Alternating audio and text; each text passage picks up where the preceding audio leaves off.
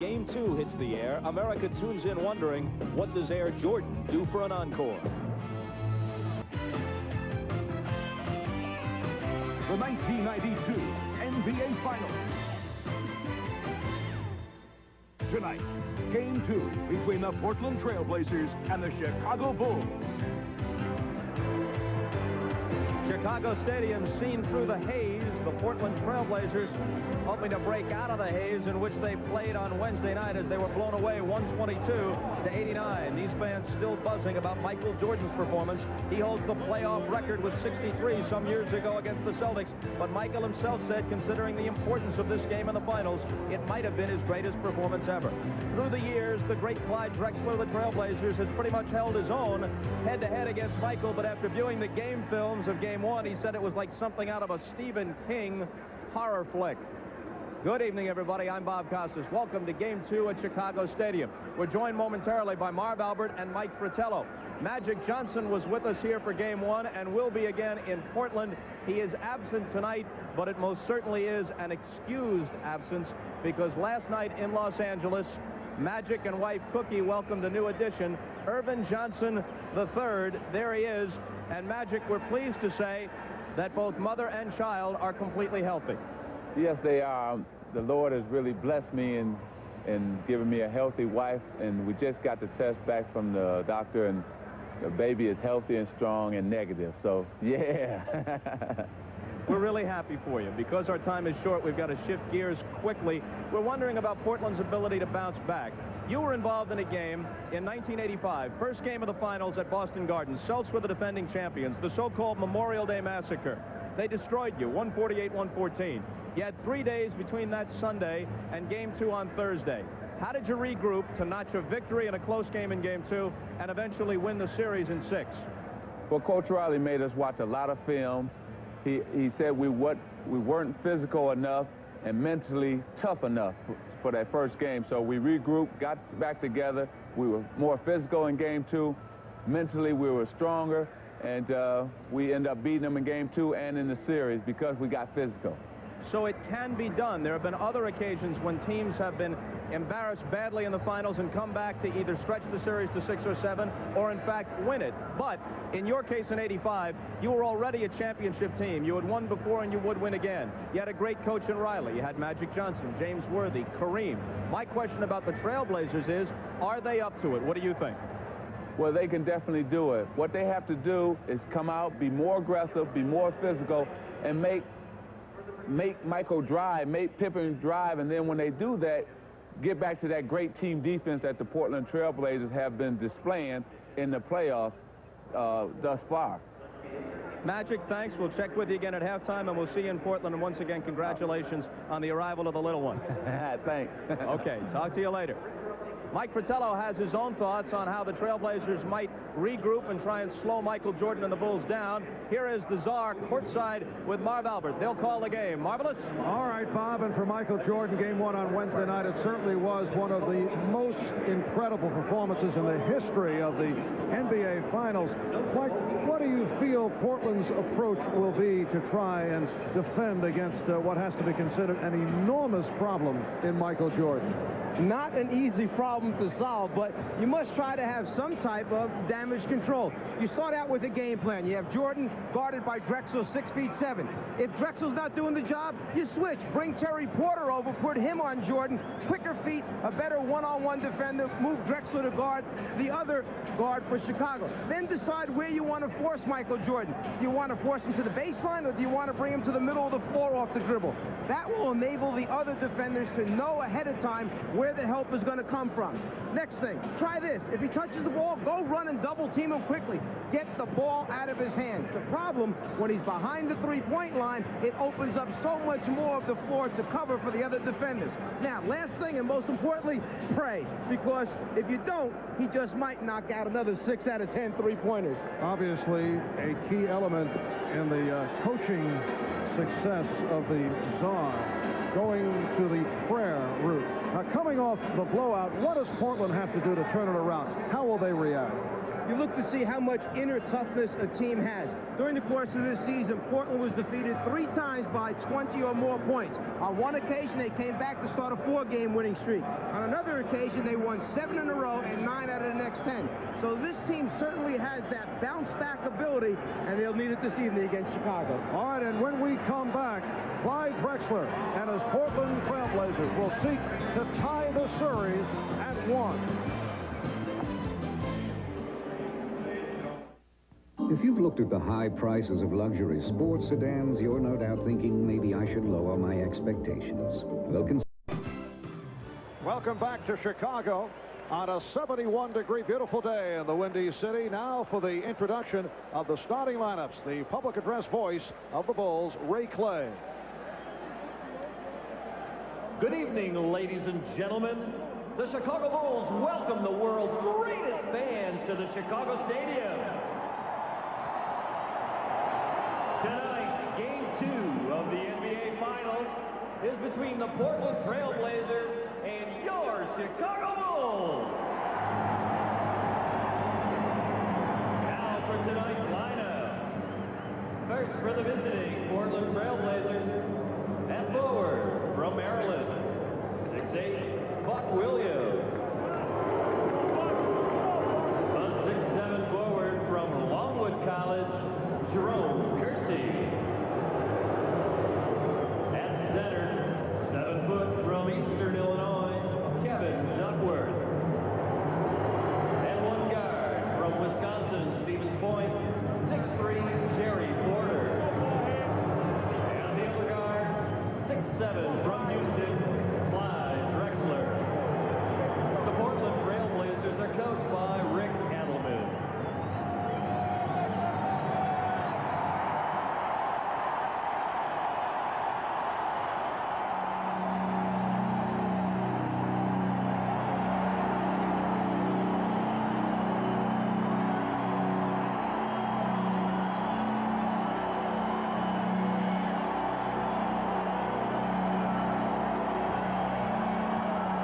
And now, the starting lineup for your world champion Chicago Bulls. And forward from Clemson, 6'10", Horace Grant. The 6'7" forward from Central Arkansas, Scottie Pippen. The man in the middle from San Francisco, 7'1", Bill Cartwright. A 6'2" guard from Notre Dame, John Paxson.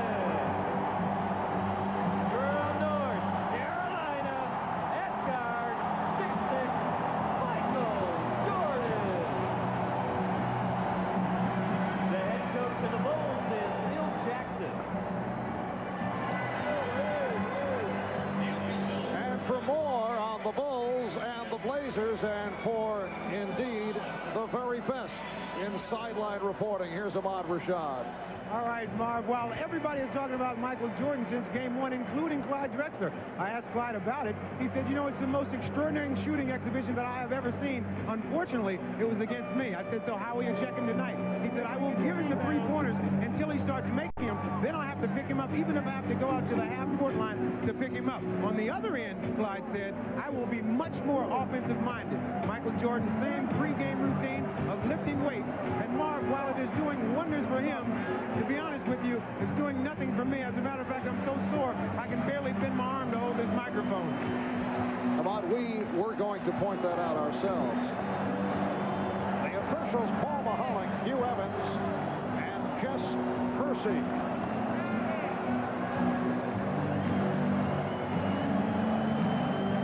Hall of Famer, former DePaul University coach Ray Meyer, who is a huge favorite here in Chicago, taking part in the ceremonial opening tip.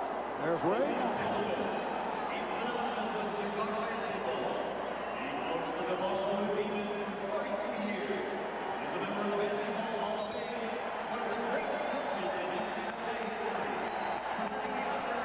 A standing ovation possession for Ray Meyer.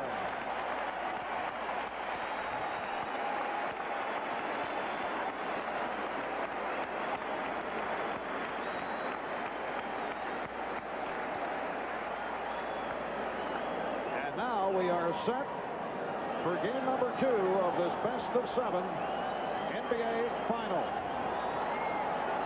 Bill Cartwright, Jerome Kersey on the opening tip, controlled by Portland. And you recall in game 1, the Blazers opened up by hitting their first 7 field goal attempts. Look for both teams to go inside early, and Portland starts it out with Buck Williams, who really was a non-factor due to fouls and playing time in game 1. Point of concentration for Chicago. They do not want Duckworth to get off early. We know Chicago likes to go to Cartwright in the beginning of games. And Duckworth also got into that early foul difficulty and never did get into it. Here is Jordan. Yes! Michael Jordan from 2-point range. Now Drexler for 3. Rebounded by Grant. Pippen with a change of pace finds the open Jordan. Kersey had it slapped away. Good play by Grant. Last touch by Kersey. Jordan teeing up the first one, gets a good look at the front of the rim, and knocks it out in the bottom to start off, and immediately Clyde's got to be saying, uh-oh, hope it's not one of those halves again. Pippen worked off the screen. And the officials check it out. Paul Mahalik with the call says last touch by Drexler. Last game, Chicago came up with 16 offensive rebounds. Too many second shot opportunities. Portland must do a better job defensive rebounding.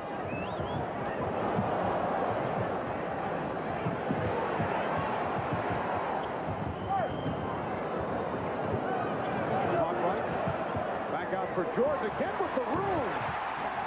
Once again, Michael Jordan working his way free, and he has hit on his second field goal. Part of that responsibility goes to the screeners, the guys who are designated to free Jordan up to get those shots. Buck Williams working hard, had it deflected.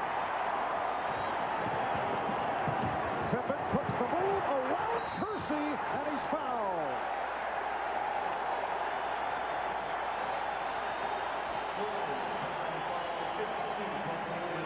Paxson sets a good screen on Drexel, who's supposed to be guarding Jordan. So Porter tries to come out on a switch out last time, but it's too late. Jordan gets a good look. Porter, no time to recover on a switch out. A deuce.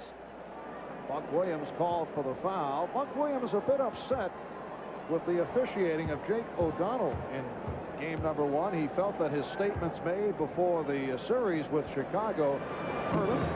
He had said that Portland will be more physical than Cleveland against Chicago. And Buck, as you mentioned, in the early foul difficulty, played only 18 minutes because of the fouls. Well, when the players play all season to get this far, and then in the first game they wind up sitting on the bench, you're going to have some type of reaction. But we all know Jake is right up there, top official in the NBA. It's just one of those nights where the fouls came Buck's way.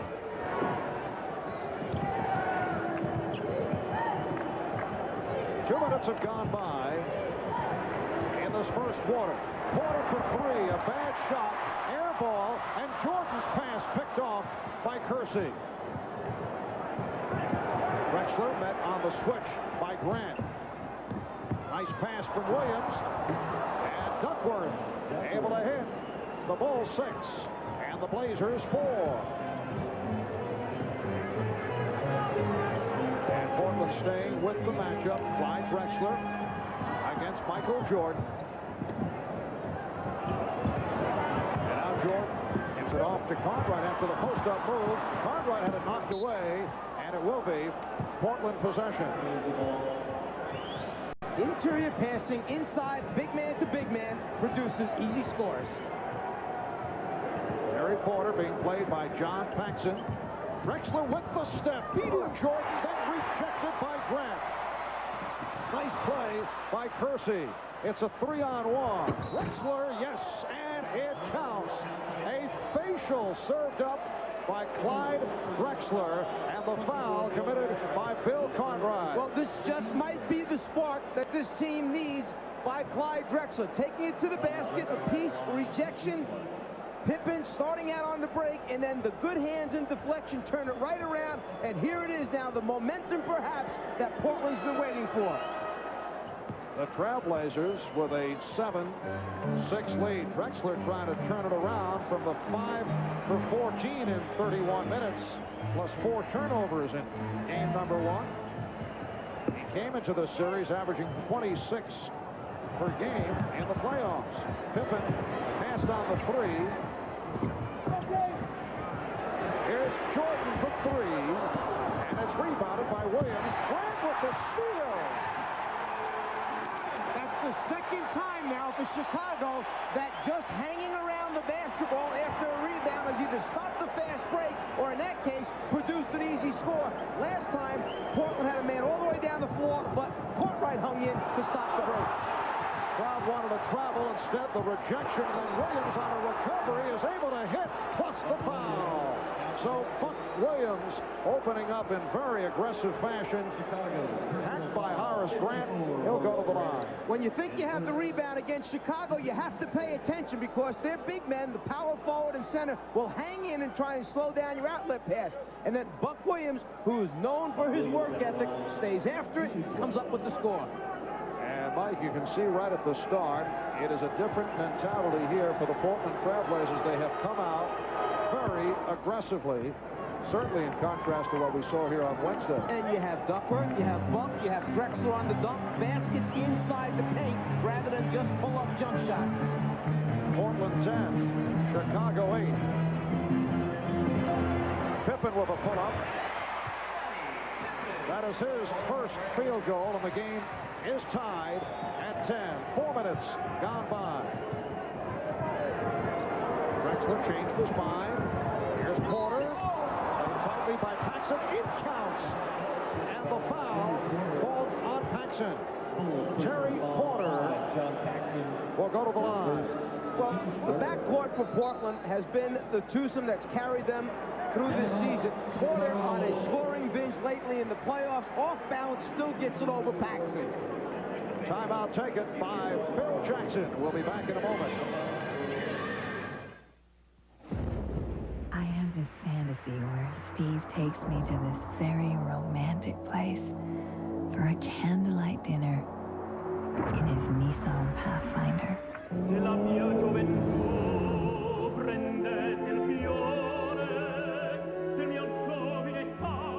We sit at a table for 2 that has this really nice view.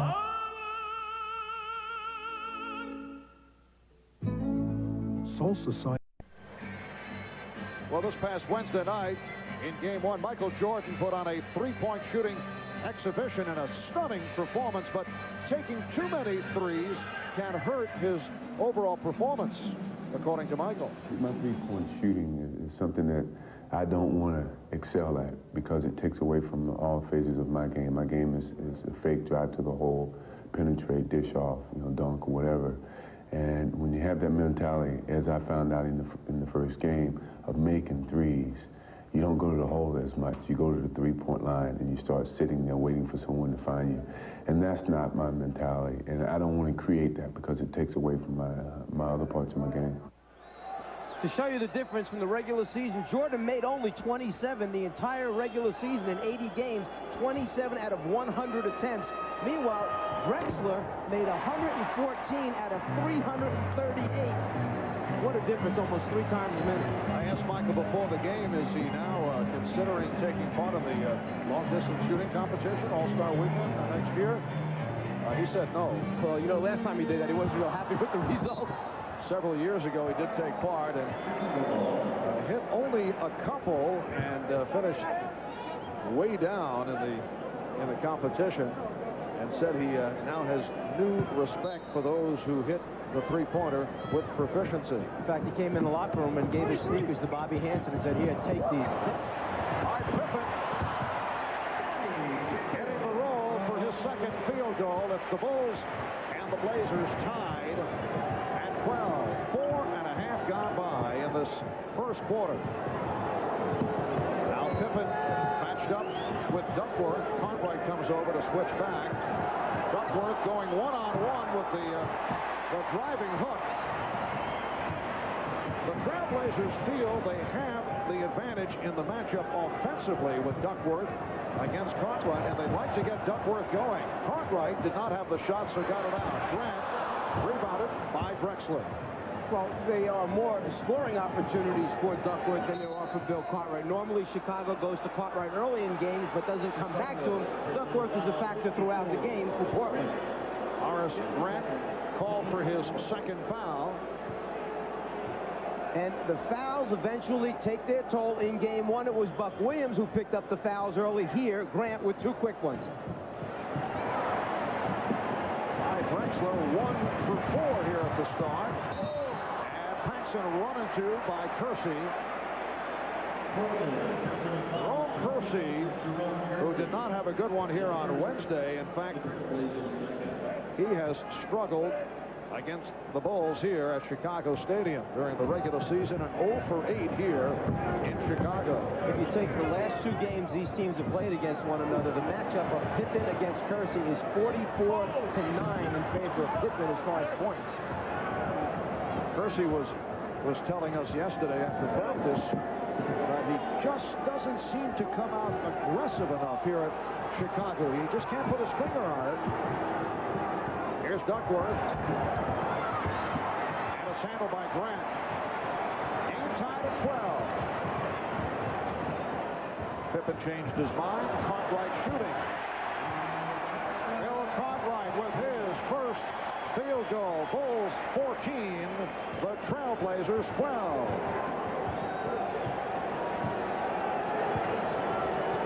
Scott Williams getting set to come on for the Bulls.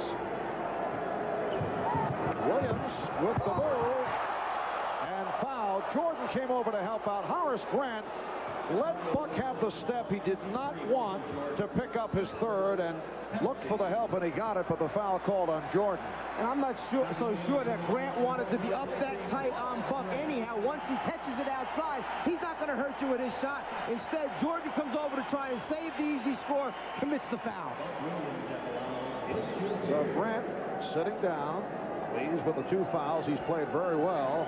And Scott Williams, who had a solid playoff against Cleveland and then followed up in game 1 here the other night with a 6 for 6, 12.9 rebound game. And look at the contribution by the Chicago bench in that first game. Overall, 15 for 24 from the field. With Williams, Livingston, and Armstrong doing the job off the bench. And remember, they were questioned during the course of the Knick and Cavalier playoff series. Well, it seemed like each time they got questioned, they managed to bounce back with a pretty good performance. Good play by Portland to stop Jordan. Here's Kersey. Jerome Kersey with his first field goal, giving Portland a 16-14 lead.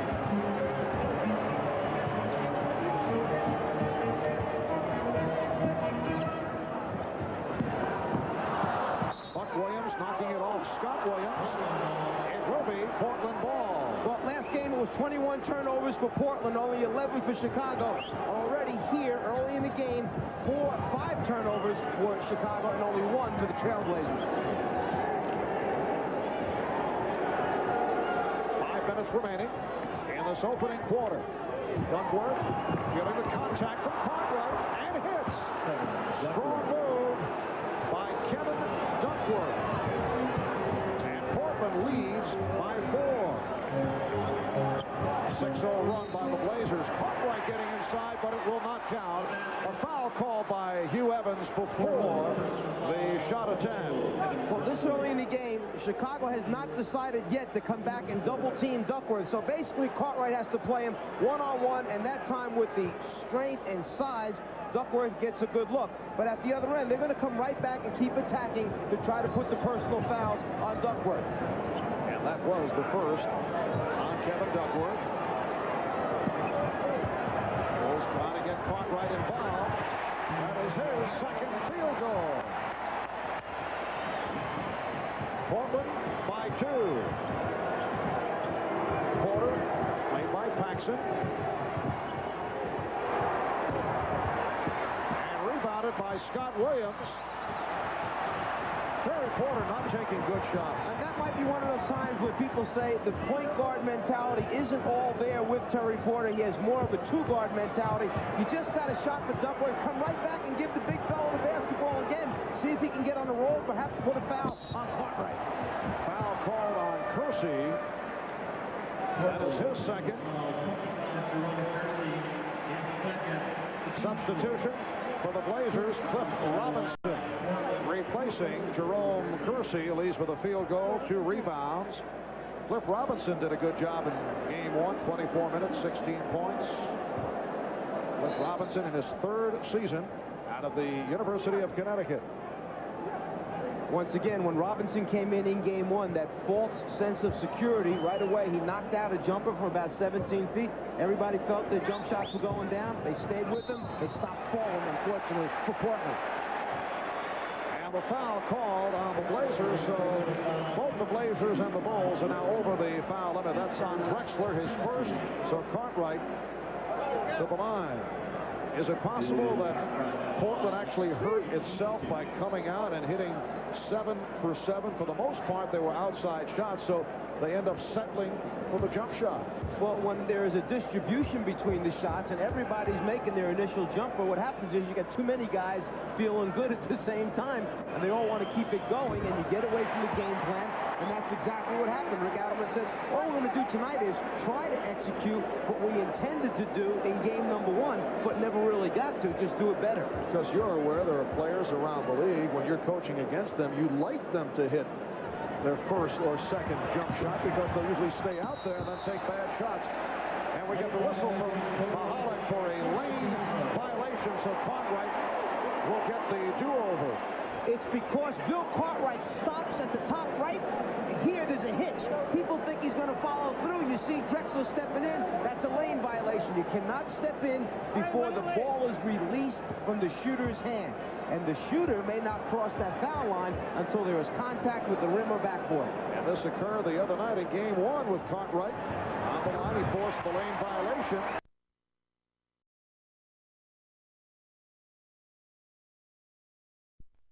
Take advantage on Wednesday. He did right here. That's a violation as Drexler lost possession of the ball, bounced it, and Chicago will take over. Well, what Jess Kersey is saying is that Buck Williams actually passed the ball inbounds as it fell out of his hands, and then Drexler picked it up and walked out of bounds with it. Buck right there lets it go. Drexler was inbounds and stepped out of bounds. A change of possession, a violation. Timeout taken by the Trailblazers. When we come back, it will be Chicago ball.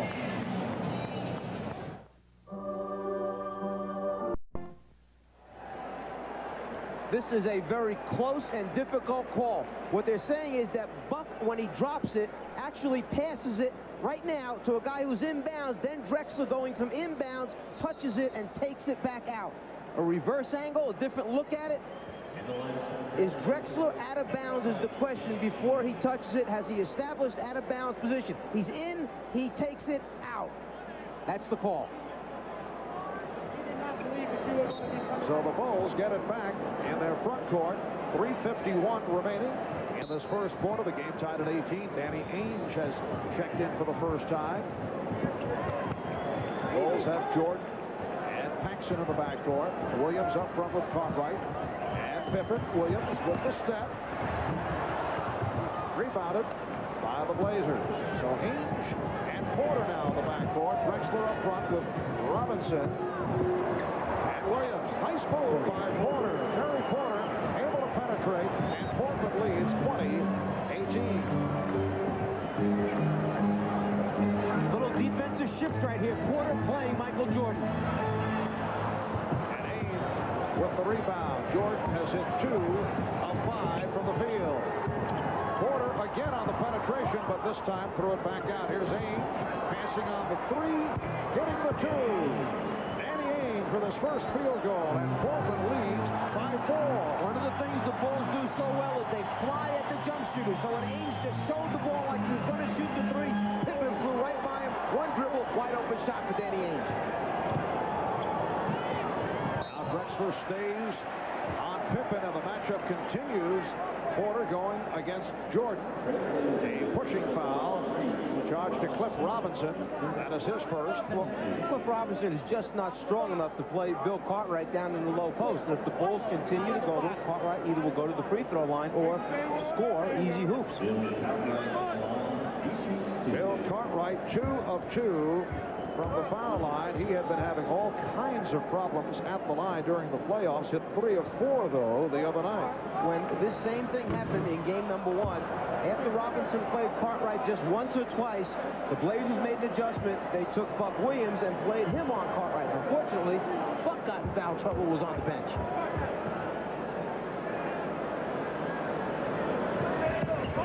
There was everybody jumping into the lane, but it was all legal this time. Off the motion by Cartwright. Robinson with the open shot. Air ball. Drexler saving for Buck Williams. What a play by Clyde Drexler. The Blazers by 6 with 2:25 remaining in this first quarter. That's one of those hustle plays that Portland got very few of in game 1, but they mean 2 points when you get after it. And Michael Jordan has been off in this first quarter. Robinson on the run. He's hit by Cartwright. Well, Robinson may have problems guarding Cartwright in the post, but Cartwright has problems chasing him in transition in the open floor. Foul committed by Cartwright is second. You look for effort points in the games, little small things that will make the difference. Chicago stops going after it. Drexler does it, saves it, 2 points as a result. Cliff Robinson, not a good free throw shooter at 66%. Surprising, you look at both these teams, Chicago and Portland have not been good foul shooting teams right through the season. Well, in game number 1, actually, Portland shot pretty well from the free throw line, and the free throws are pretty even. 23 attempts for Portland, 22 for Chicago. Portland shot 78 in game 1. The Bulls only 68. They have struggled from the free throw line, Chicago. Cartwright sitting down, leads with 6 points, 2 personal fouls, replaced by Cliff Levingston. Cliff Robinson, a second-round draft pick, who actually had the knock in college at University of Connecticut at being on the soft side. That's certainly not the case in the NBA. He has been a very tough, solid player, and a player who can defend all 3 front court positions. Well, according to Rick Adelman, his entire team was too soft in game 1. It counts, and the foul. Michael Jordan with 6 points, and he'll go to the line. Robinson picked up the foul. Chicago leaves the post area open so that Michael can flash, turn, face, and then so quick with the first step, you have to get to him immediately if you intend to double team Michael, or it's too late. He splits the defenders. And as Michael mentioned earlier, he is more comfortable showing all phases of his game. He did attempt 1 three-pointer earlier this quarter, did not hit it. But he was very candid at saying that's not his game. That was certainly an aberration, and we are seeing the all-around skills of Jordan. He'd rather go to the drive and the short-range jump shot. B.J. Armstrong has checked in for the first time. And Enos Watley, a one-time Chicago Bull, who played briefly in game 1, has come out. Watley with the ball being played by Armstrong. Portland with a 4-point lead. 1:45 to go in the first. Posting on Levingston. Nice fake for the foul. Levingston charged with the foul. Robinson back to the line. Cliff Levingston's going to give up 3.5 inches to Robinson, and Cliff, a shot blocker, sometimes gets a little bit too anxious. He's always ready to go up and try to get a piece of it, and you need to stay down on those pump fakes. But then again, when you're that close to the basket, you can't stay down too long, or the shot's up and in. Robinson's 2 of 3 from the line. Cliff Robinson has certainly progressed in the playoffs, also getting more and more playing time. And Portland again by 6. Ainge with the pressure on Pippen. Drexler is back to guarding Jordan. Pippen posting Ainge. Williams over to help. Good play by Robinson to break it up. Shot clock at 7. Scott Williams able to collar it. Feeds Jordan. Armstrong shooting. and Williams went for the tip. As a result, it was knocked out of bounds. But you saw great patience and confidence by Chicago. One more pass each time. Just when you think it's got to go up, no. They believe in each other. They know how much time is on the clock, and they stay with it.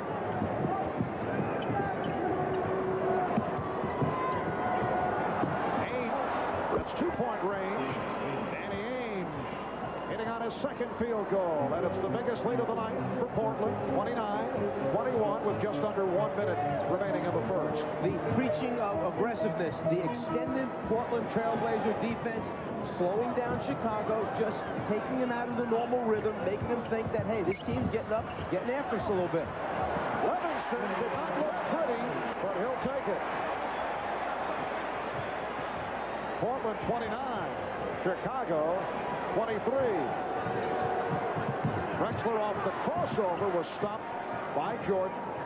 10 on the 24. 25 seconds of the quarter. Ainge, oh, he's on fire. Danny Ainge with the turnaround, his third field goal. The Blazers 31, the Bulls 23, and Chicago will hold for a final shot. 15 seconds to go in this first quarter.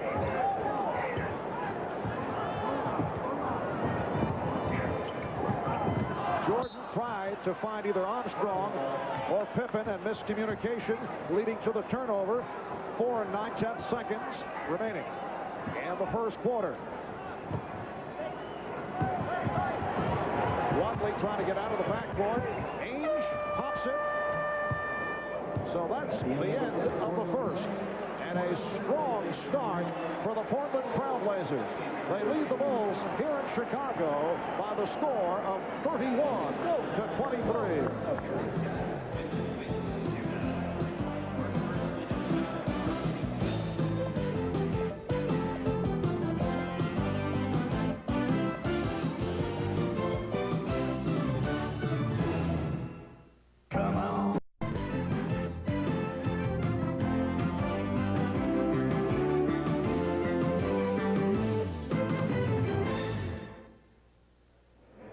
Ahmad Rashad back at Chicago Stadium. Now, I have been doing some research. When Michael Jordan caught on fire in Game 1, it had an effect all over the stadium. Here at this concession stand, where they normally do a lot of business, business was down during the first half 40%.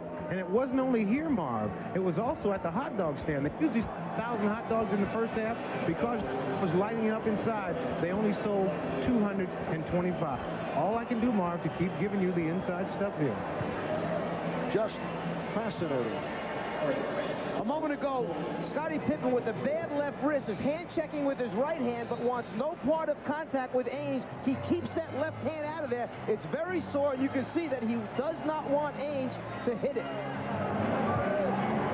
Scottie telling us prior to the game that he is still... Oh, what a pass from Pippen, finding Grant. Scottie Pippen saying that he's still bothered by the wrist and ankle injury that hampered him throughout the early series. Drexler buries the jump. Pippen had problems with the Knicks and the Cavaliers, not only because of the wrist and ankle. They certainly did a nice job on it, but that did hurt his offensive game. Here's Livingston going to the jump shot. Livingston. So the second quarter opens up with both clubs coming out, firing up shots and hitting. Blazers with a 33-27 lead. Drexler met on the switch by Pippen. Drexler is stopped, and a loose ball foul called against Portland. It's Don Clyde Drexler. That is his second foul. Setting the Bulls, B.J. Armstrong and Scottie Pippen will operate at the guard positions. Michael Jordan sitting down. Scott Williams up front, along with Horace Grant and Cliff Livingston. And for the most part, Pippen will run the club. Grant played by Robinson. Livingston posting up on Ainge. Goes to the glass and draws the foul. And you've got to understand that there's no way Danny Ainge can play Livingston down in the low post. All the Bulls do before every game is come out and play little one-on-one inside games with Livingston against Stacey King and Scott Williams. And to have a guard like Ainge trying to play him, Livingston's confidence level right now is way up. He just feels he can back him down, get it to any spot he wants. And the Bulls, they believe in it. They go to it right away when they see the mismatch. Livingston has 3 inches on Ainge. Livingston at 6'8". He is only a 62%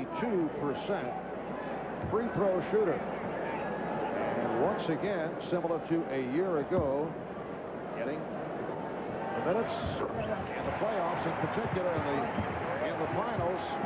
He emerged against the Lakers last season of the championship series. Blazers lead by 5. Minute and a half gone by. Second quarter. Duckworth certainly had the position. Loose ball foul called on Portland as Scott Williams was sent to the floor. Duckworth picks up his second. Kevin Duckworth goes 7 feet, 280 pounds in his 6th year out of Easton, Illinois. He struggled most of the season.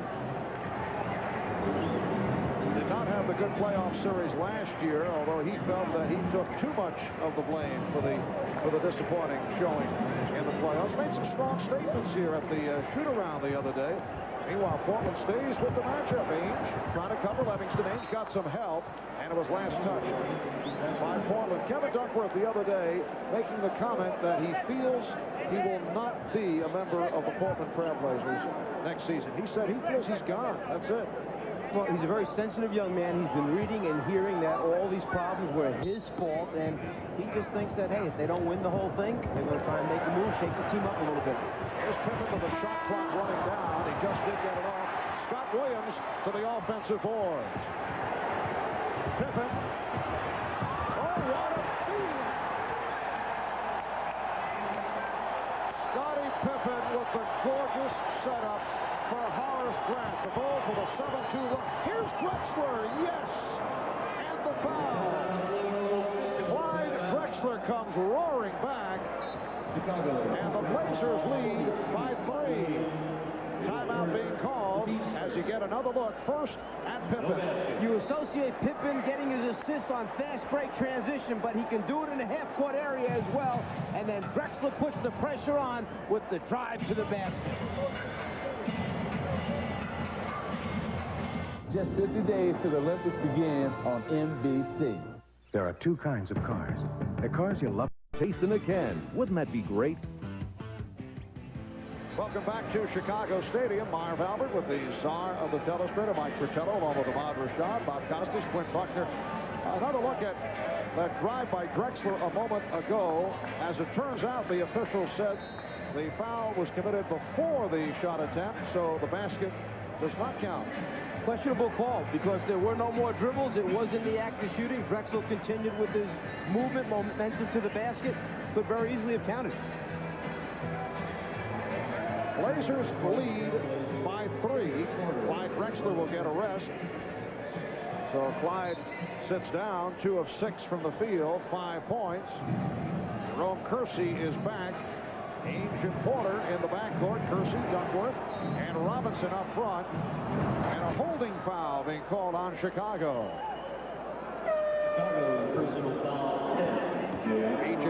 Armstrong picks up his first. Michael Jordan returns. Scottie Pippen will depart. Pippen leaves with 6 points, 3 assists. Michael Jordan sat out a couple of minutes. Armstrong guarding Porter. Williams on Duckworth. And he's called for the travel.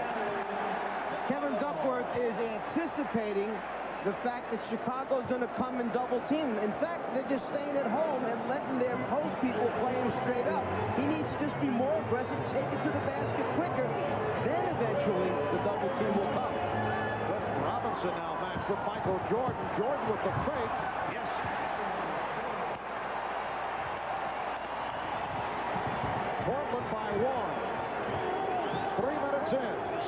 Porter. Terry Porter got the good look. That's his third field goal. He has 6. Portland 35, Chicago 32. Rick Adelman staying with Cliff Robinson on Michael Jordan. Jordan for the crossover. Shot clock at 5. Jordan. Michael Jordan has 11. Portland leads by 1.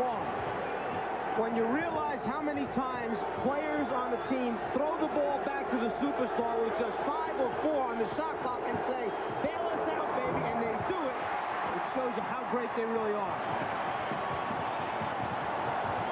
Armstrong trying to pass off the dribble, fortunate to recapture. Now Ames guarding Jordan.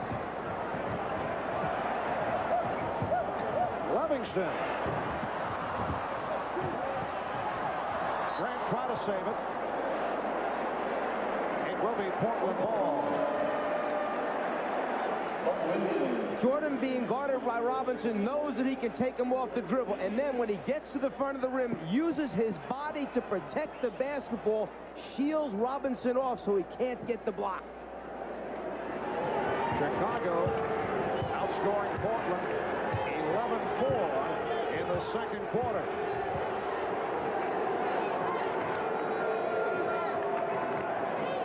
Buck Williams has returned. E.J. Armstrong looking to close the path on Terry Porter, was called for the block. Now Clyde Drexler is back. Comes on for Cliff Robinson. This is game 2 of the best of 7. Game 3 coming up Sunday in Portland. You'll see it right here on NBC, 7 p.m. Eastern Time, 4 p.m. on the West Coast. John Paxson for B.J. Armstrong. Just seems that there's a lot more shuffling in and out of players this early in game 2 as compared to game 1. Coaches going with different combinations on the floor, and then one coach trying to match up with a better lineup to the move that the other coach just got done making, the chess match. And we are seeing all kinds of combinations as Buck Williams connects on his 4th field goal to give Portland a 3-point lead. All kinds of combinations on the part of Portland to try and keep Michael Jordan in check, and they'll jump it up. Good play by Kersey. Kersey and Grant on the tie-up. Grant has a pair of hands, they're like a vice. Jordan goes up at the last minute, drops it down, and actually Kersey had the ball, and Grant gets in there late, gets his hands on it, and manages to be strong enough to tie him up and force the jump ball. Nobody is covering the backcourt right now for Chicago. Porter could get an easy breakaway. However, the tip comes to Jordan. Feeling around for Porter. Paxson. They double up on Paxson. Livingston, the wild shot. Cliff a bit out of control with the shooting. We were talking early. Sometimes you like to see players hit a couple from the outside. Well, that is an illustration of it. Drexler. And Clyde forcing an outside shot right there. Going back to Livingston, see, he's been placed in the prime passing position of the postman in the triangle, and the ball starts in that spot most times, so you're putting a lot of pressure on Cliff to make big decisions with the basketball in his hands. Here's Paxson for 3. Yes!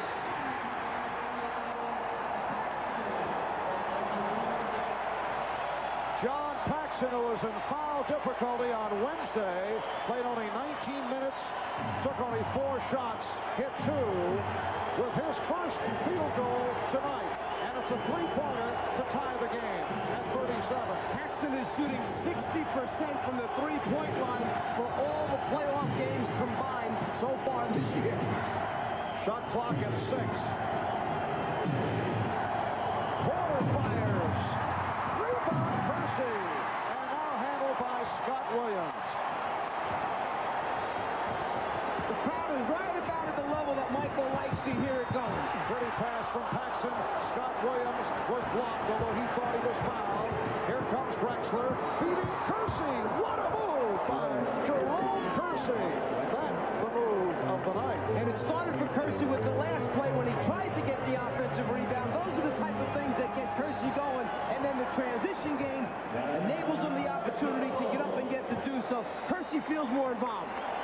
The Bulls take a timeout. Blazers by 2. Another look at Kersey. The double pump scoop got the roll. We'll be right back.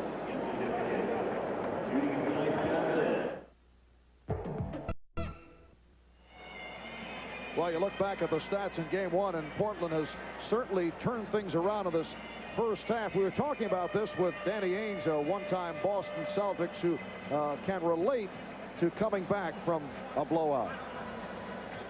Well, I've been involved in 2 cases just like this. I remember in '84, the series was tied 1-1, and we went to play our first game in the Forum and got blown out by 30-something points. Came back and won the series.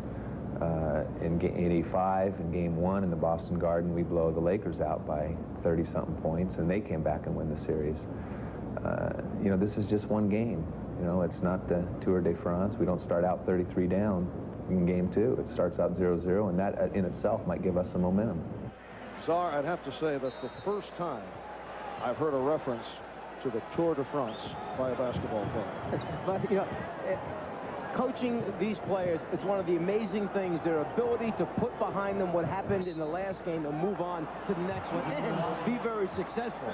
Scottie Pippen, and receiving that pass, had stepped out, so it will be Portland ball. They lead it 39-37. 5:20 remaining in this first half. The lead misfired, and back comes Jordan. Michael Jordan with the move on Porter, then gave it up to Paxson. Loose ball foul called on the Bulls. That is the first called on Pippen. That last play by Jordan driving and then kicking back out to that right sideline just reminded me a little bit of Game 5 in the championship series a year ago against the Lakers, except it seemed that Paxson never missed in the game. Duckworth. Well, Cartwright is back on the floor. Pippen. Well, he tried to get a little too cutesy with that pass, looking to hit Grant with the one-bound shot. And the Bulls turn it over. I like that. Cutesy. Thank you, Brian. Cutesy. Duckworth passing on the shot. 5 on the 24. Drexler. Clyde Drexler with his 3rd field goal. He has 7, and it's Portland 41, Chicago 37. Paxson and Jordan at the guards. Cartwright, Pippen and Grant up front, so Phil Jackson is back to his starting unit. And that pass thrown away by Jordan. Clyde turns the corner, and normally the next defender is there for Chicago to stop the penetration. That time, no one to help Michael. And what's happened now is a strong commitment that when Michael Jordan catches it in the post, Portland is double-teaming him immediately. Buck Williams came right over. Jordan tried to kick opposite to Pippen in the spot-up area. He just wasn't there in time. Round 1 of the fouls. Paxson took a shot.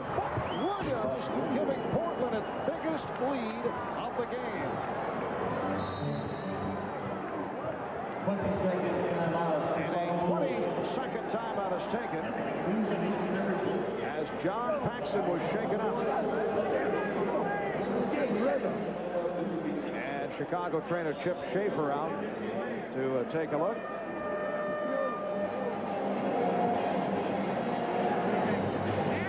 Paxson thought he was fouled, but did not get the call.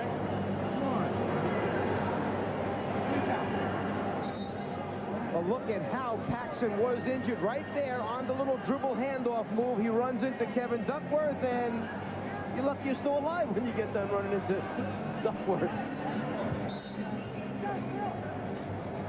The big shoulder of Kevin.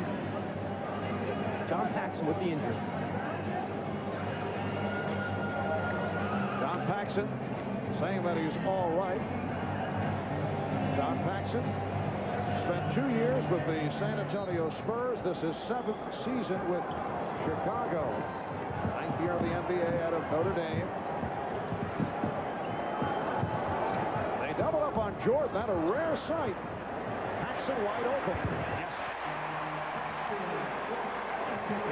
So Portland's lead is 4. 3:20 to go, first half.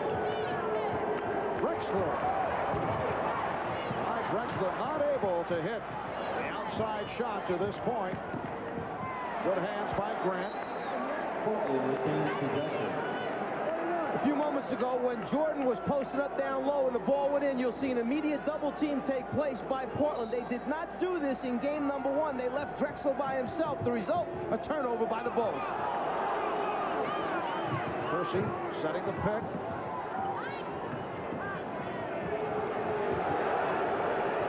Shot clock at 5. And a foul called on the Bulls. Portland taking time. Cartwright called for his third. 2:56 to go in the half. Wouldn't it be great if you could afford a luxurious mansion?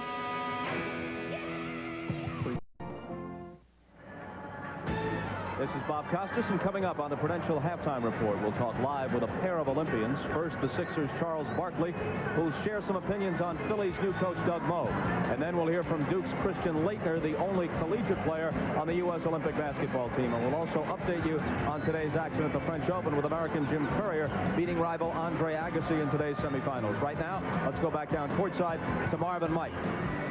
All right, Bob, 2:56 remaining first half, and the Blazers leading by the score of 43-39. Let's look at Clyde Drexler take a jump shot here. Most right-handed shooters use their left foot.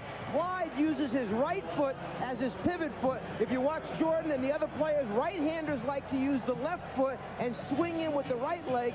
Clyde does it just the opposite most times, and perhaps it's a reason that he's coming up short on the shot. He's not getting the same lift or power from his legs. And not shooting well here in the first half. Overall, 8 for 23 over the first 2 games.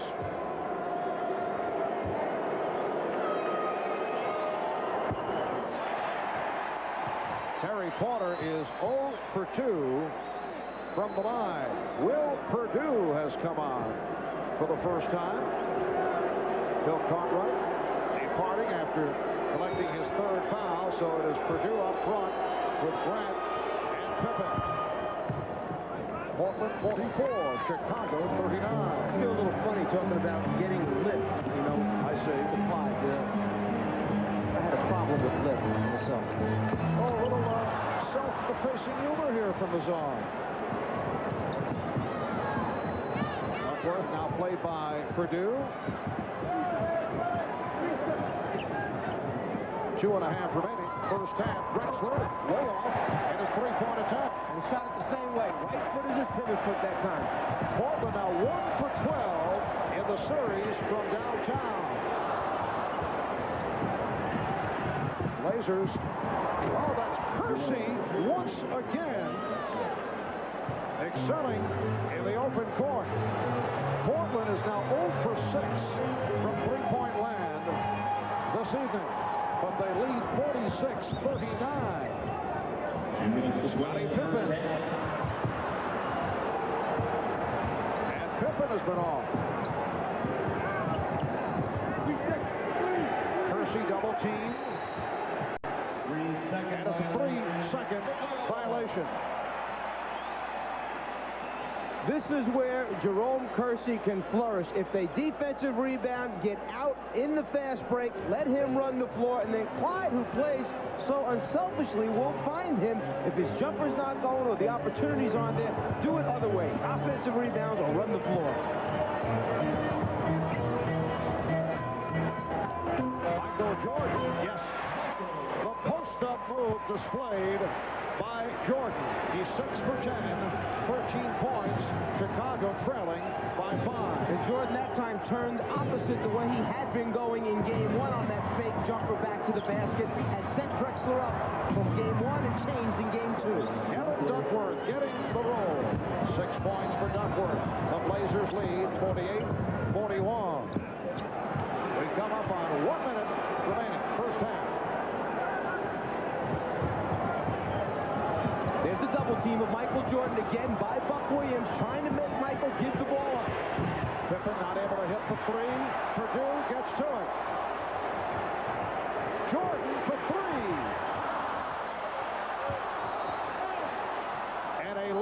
ball foul is called. It's on Will Perdue. In game one, Jordan had turned left shoulder. This time he turns right shoulder away and leaves Clyde flat-footed, gets a clean, wide-open look at the basket. Michael Jordan 0 for 2 tonight from three-point range. You'll recall he did not start well in that department the other night. Incidentally, he said that he had no definite plans to launch that ballistic arsenal on Wednesday, but spent about an hour and a half practicing three-pointers that afternoon with his college roommate and teammate in North Carolina, Buzz Peterson, and he felt good about the shot. He was hitting him in practice with Buzz. Well, they can't decide who to give the credit to, Buzz for shooting or Ahmad for lifting weights with him that day. Off the top of my head, I'd go with Buzz myself. I agree with you. 42 seconds remaining in this first half. 22nd timeout has been taken. Portland with a 49-41 lead on Chicago. Let's go to Ahmad Rashad. All right, Marvin, talking about the Bulls. Scottie Pippen, who has a bad left wrist. He hurt it in the New York series, and it's still been bothering him. Every time he takes a shot on it, he gets the twinges in it, but he's still able to play. As far as John Paxson is concerned, he hit knee-on-knee with Kevin Duckworth, and he also had some tendonitis right in the spot where he took the shot. So every time he comes to the bench, they're icing it, trying to keep on top of that injury. Marv? Thanks, Ahmad. Kevin Duckworth looking for his 8th point. Big factor in game one was the rebounding of Chicago. 16 offensive boards, out-rebounded Portland 44-38. Right now, it's 17-17 rebounding, and it's because Buck Williams and Duckworth have been on the floor playing minutes. In game one, Duckworth 25 minutes, Buck Williams only 18 minutes. Pippen. 8 points for Scottie Pippen. Portland by 7. Pressure being shown by Chicago. And Phil Jackson is up, motioning to his players. Let's go. Extended defense. Let's get up and get after him. Let's make some things happen. Let's hope that we wake up this crowd that's sitting here right now. Drexler got the step, and he drew the foul. So Clyde Drexler will go to the line. Will Perdue called for his 2nd foul.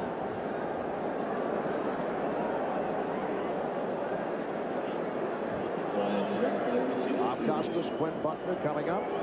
Just a moment with the Prudential halftime report. Other than Michael Jordan, probably no player in the NBA is as creative or unstoppable as Clyde Drexler.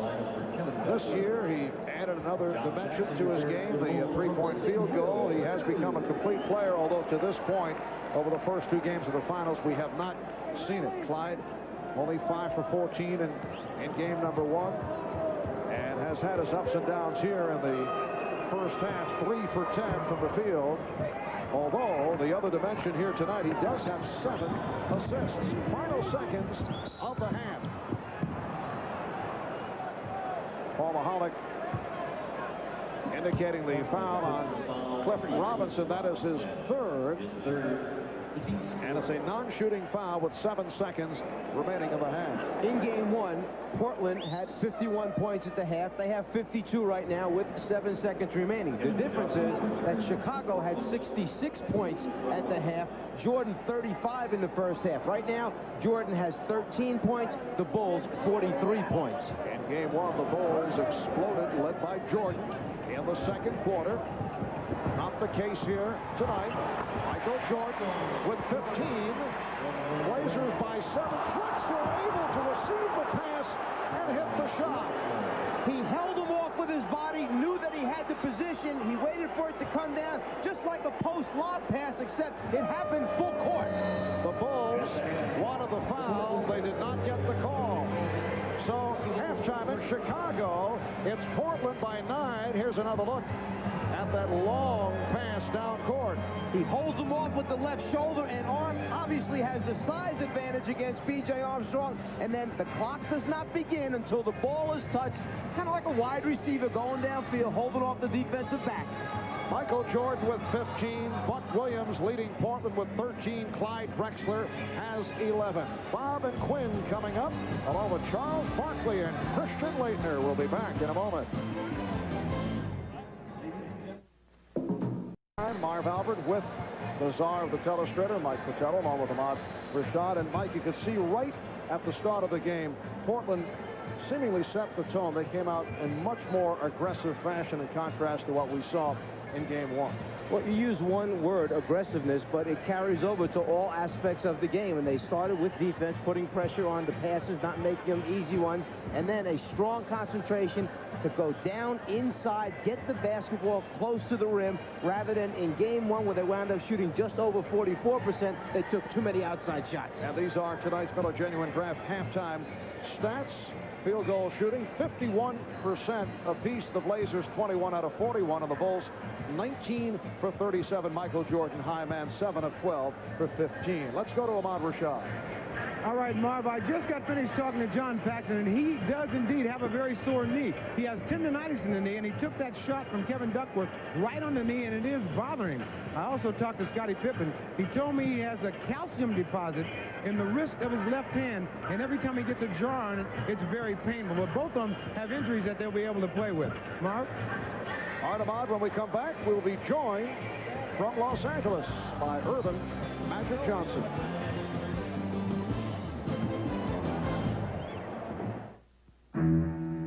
You know, once Portland causes turnovers, they usually score on those turnovers, and they've been able to do that.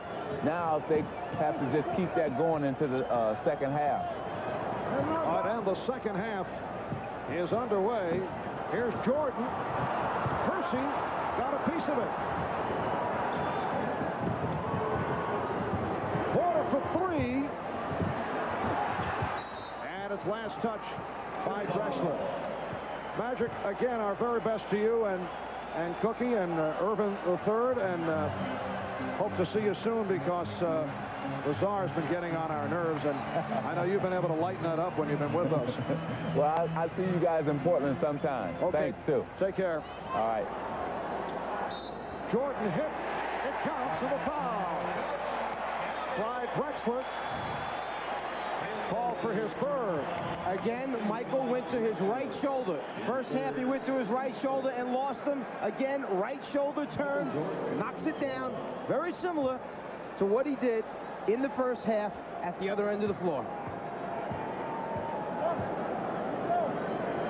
Michael Jordan, 2 for 2 at the line. He has 18 points. Blazers by 6. Chicago has not had the opportunities yet to get into their full-court pressing defense after free throws. That's normally with Grant up on the basketball and then the double team in the backcourt.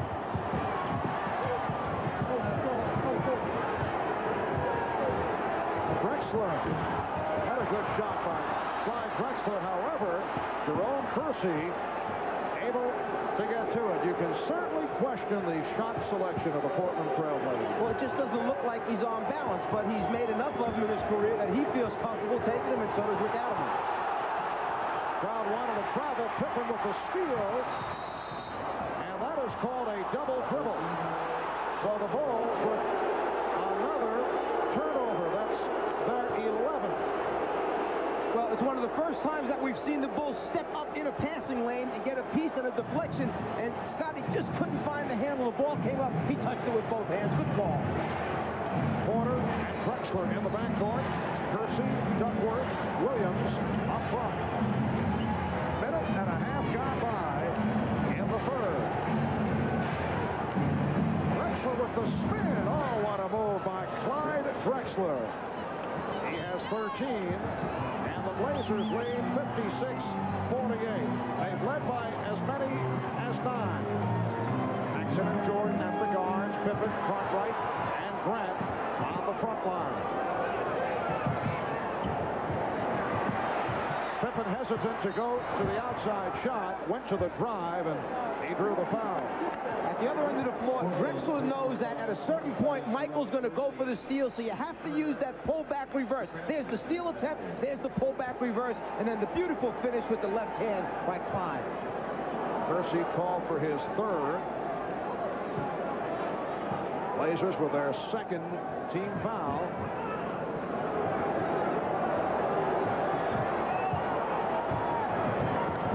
They double up on Pippen. Right played on a switch, gives it back to Pippen, and he's hit by Duckworth. That's 3 on Duckworth. Portland did a nice job of double teaming. They rotated out to Bill Cartwright, who normally hits that baseline jump shot for Chicago. There's the double. There's the step-out baseline jumper situation. Then it's the give-and-go opportunity that Pippen creates by moving without the basketball, and the nice return pass from Cartwright. The foul rundown for Portland, 3 apiece on Kersey, Duckworth, Drexler, and Robinson. For the Bulls, 3 on Cartwright.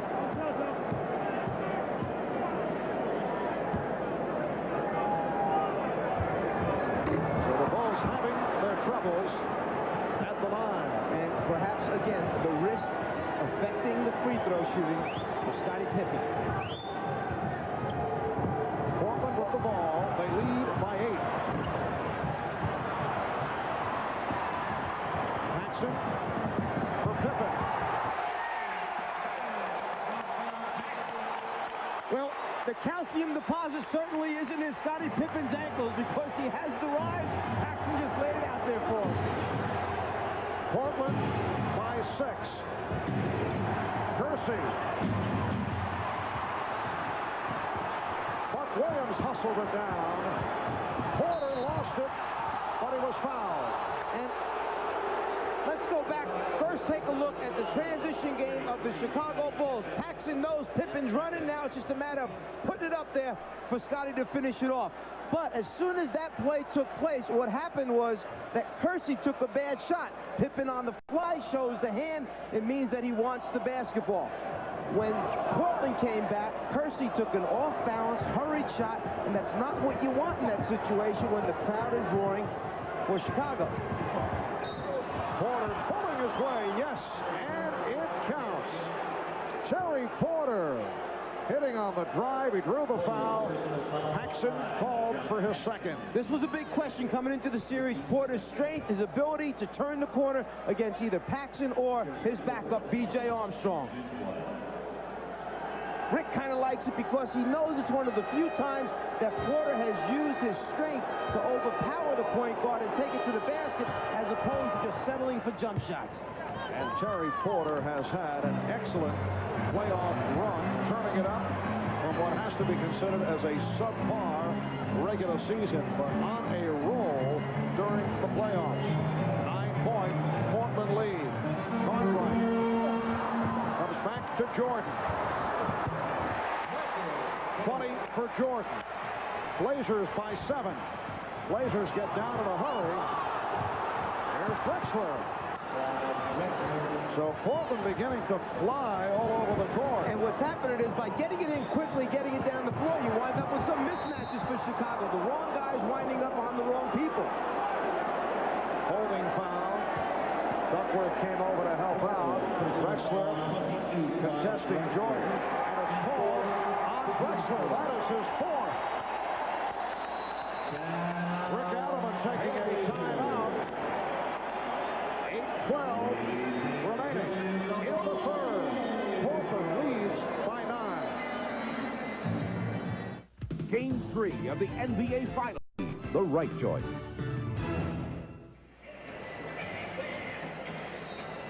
Back in Chicago, 242nd consecutive sellout. Better than 18,000 on hand. Clyde Drexler a moment ago picked up his 4th foul.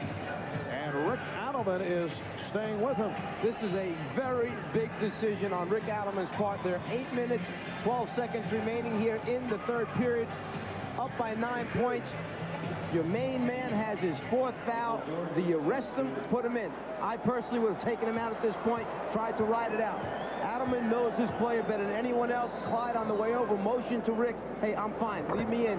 So now we'll see if Chicago tries to capitalize and go at Drexler when they're on offense, make him play D. Clyde Drexler, 15 points, 7 assists. He has not shot well, 6 of 14, and he's hanging in with the 4 personal. Portland 61. And Chicago 54. The extended press now with Grant on the ball. We mentioned a while ago we haven't seen it. They're getting into it now. Earlier in the playoffs, we rarely saw that extended press being utilized by the Bulls. Here's Porter. And tipped home. Clyde Drexler with the tip. The Blazers lead 63-54. 7:40 remaining in the third quarter. Jordan with the room. Yes. 24 from Michael Jordan. That's the second time now that Chicago used that guard screen, a little split series that Jordan's wound up with an open jumper. Kersey through the double team. Duckworth rebounded by Grant. Kevin Duckworth not shooting well. Here's Jordan giving it back. Paxson for three. Yes.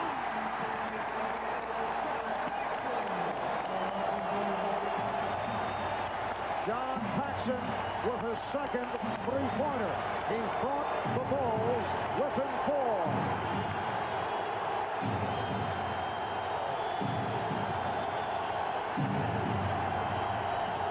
Drexler goes glass.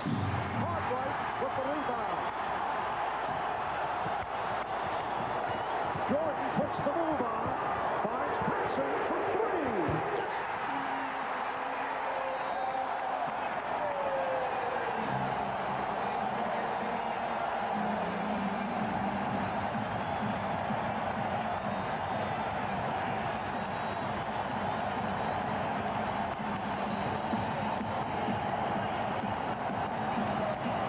Michael Jordan tried to set this shot up for Paxson from the beginning of his move. He wanted middle of the floor, right about here. Watch.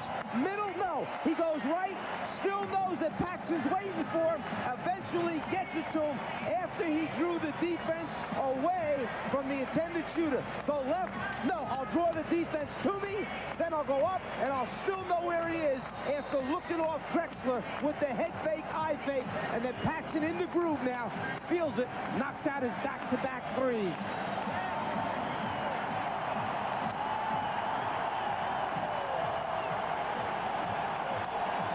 Chicago in the midst of a 10-2 run. The last minute and a half, John Paxson bringing back memories of Game 5 against the Los Angeles Lakers in the NBA Final last season when he was on fire. Pippen picked it off. The Bulls in the midst of a run. They've come back from a 9-point deficit, trailing by 1. Here's Jordan. Rebounded by Kersey. Good box out by Jerome Kersey.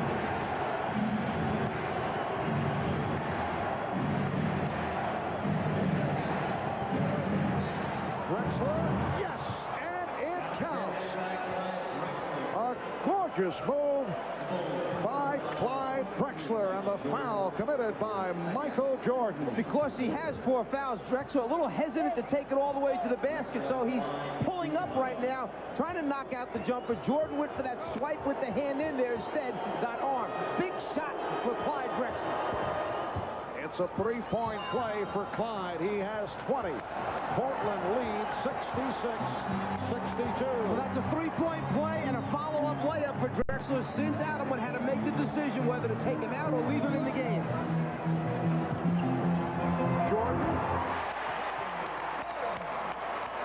And the Blazers by 2. Porter winds up on Jordan. Because of the fouls on Drexler, they cannot afford to have him pick up his 5th, but they had done it in the first half as well. So Porter is used to playing Michael Jordan. He's done it in the past. Kersey from long range. 8 points for Kersey. Portland leads by 4. So Clyde Drexler now back on Michael Jordan, and they isolate Jordan. Pippen with the tip. Buck Williams with the rebound, very aggressively. And Buck thought he was fouled. Pippen trying to pick it off. It will be Portland ball. in that matchup, Porter against Jordan. A few words taking place as they come down the floor. Michael probably letting Terry know that he might have some difficulties in trying to guard him in the low post area. And Jordan has turned it up here in the third quarter, 4 of 7, 11 points, and we still have 5 minutes to go in the third. 26 for Jordan overall. Drexler with 20.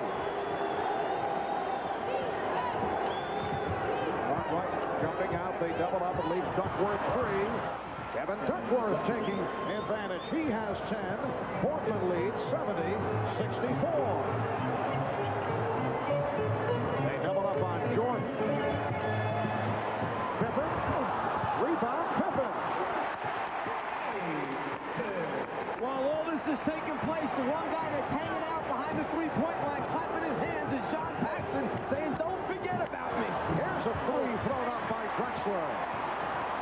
The Bulls on the run. Portland able to get back. Paxson for 3. Yes!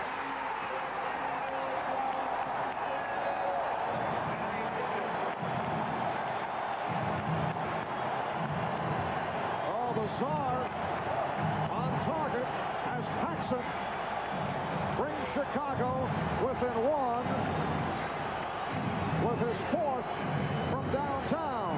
Isolation now for Drexler. They cleared the side out, but he gave the ball up before he tried to make it happen. Here's Porter. It is waved off. 24-second violation. Rick Allen encouraging his team. Relax, calm down, try not to let this crowd affect you, but as we know, easier said than done. And Rick Adelman has called for a timeout.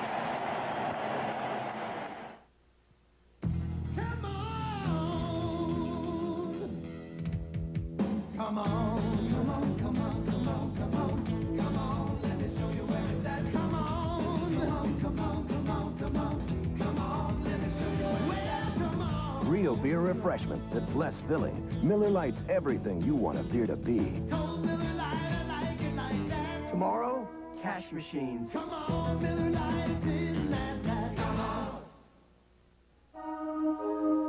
The Mitsubishi Diamante LS with TCL. Behind and shock the world.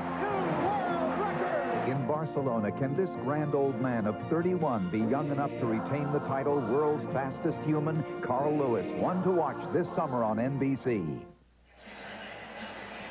When you have penetrators like Jordan and Pippen leading the transition, if you're the shooter, you just drag behind, find your spot, and you know that they'll find you in transition for wide open jumpers. John Paxson is on fire from three-point land. He's hit 4 out of 5. The Bulls not noted for their three-point shooting during the course of the regular season. Portland was number 4 in the NBA. Chicago, 21st. They did not look for the shot. However, over the first 2 games, Portland has hit only 1 of 14 from three-point land. They're 0 for 8 tonight, while Chicago is 4 for 8. And the Blazers broke the NBA playoff record for a 6-game series. For those three-point field goals against Utah, they hit 32. Paxson again. Rebounded by Cartwright. Portland with a 1-point lead. 3:25 to go in the third quarter. Now Drexler guarding Paxson. Last touch by Paxson. Good play by Drexler. Yeah, the Bulls just couldn't get themselves back into their set offense that they wanted to run. They got caught kind of halfway in between. Pax tried to hit Pippen on that little inside shuffle cut. Just some bad hands, some fumbles that time. Lack of execution. Rick Robinson is back, being guarded by Horace Grant. Jordan on Drexler. Porter with the opening.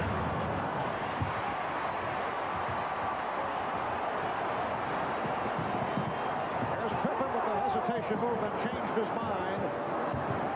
Jordan. Last touch by the Trailblazers. Well, Porter did his job. He ran at Michael, made him put it on the floor, and then Kersey stepped up to stop the penetration, and then Porter, dragging from behind, gets the deflection. In fact, something that Michael Jordan likes to do to players that he matches up against, from behind. Excellent play by Terry Porter. Danny Ainge is back. They double up on Jordan. Again, Pippen is passing up on the outside shot. Grant.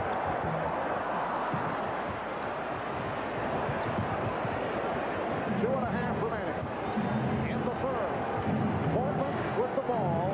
They lead by 1.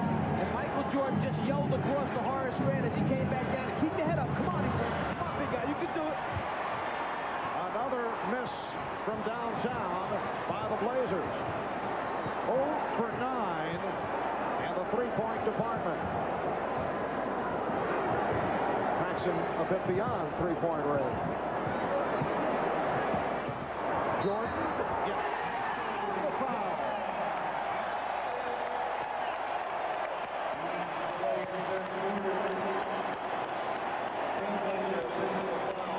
You know, game 1 was three-point night.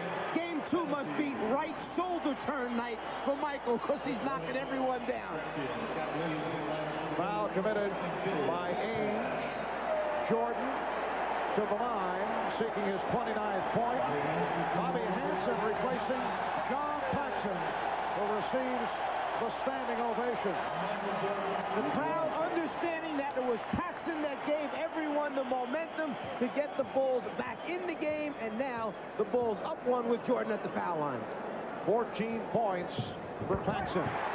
Jordan completing the three-point play, and the Bulls take a 72-70 lead. Porter and Ainge work the backcourt now for Portland. Kersey, Williams, and Robinson up front. Hansen guarding Ainge. Robinson.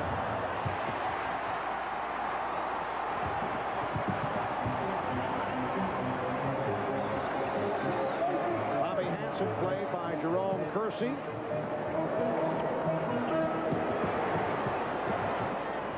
Scott Williams. Scott Williams, coming off a 6 for 6 on Wednesday, has been gaining the confidence with the outside shot. Kersey and Pippen able to get to it. Chicago by 4 as we come up to 1 minute remaining in the third.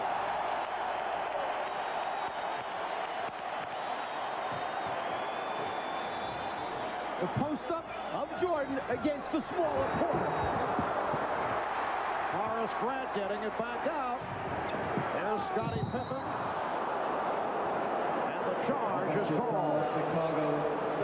That's 3 on Pippen.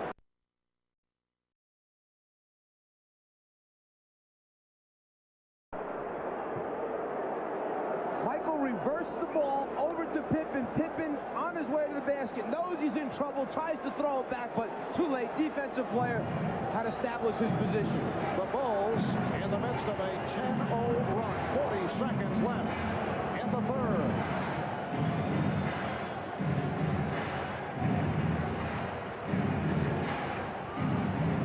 Ainge working off the pick.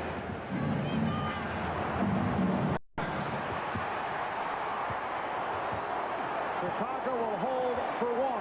Since Chicago has taken over 72-70, 1 jump shot by Robinson, 1 jump shot by Kersey, 1 jump shot by Danny Ainge, 3 straight jumpers, nothing down inside to stop Chicago. Hansen for 3. Bobby Hansen hits the 3. Final seconds. That's the end of the third. The Bulls by 7. They close the quarter with 13 unanswered points. We'll be back after these messages and a word from your local station.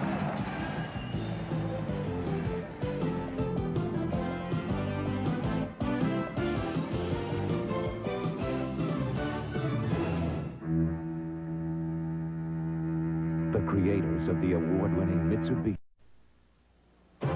NBC, home of the '92 Summer Olympics. some words about the Northland Edition Ford F-150. The Northland Edition is a very special F-Series that we build. They're two-tone vehicles that are just simply some of the sharpest and best vehicles that this plant has ever produced. Because when the dealers get a vehicle that's built with the enthusiasm and a lot of the interest that the people have here in the Northland Edition, you know you're going to get the best possible truck you can give to a customer. Get a Northland Edition Ford F-150 now for a limited time, only at your local Northland Ford dealer. You know, with this weekend coming up and all this great stuff at Builders Square, anything's possible. There was a cover-up at the White House, and I was in the middle of it. This copyrighted telecast of the National Basketball Association may not be retransmitted, reproduced, or rebroadcast without the express written consent of the NBA.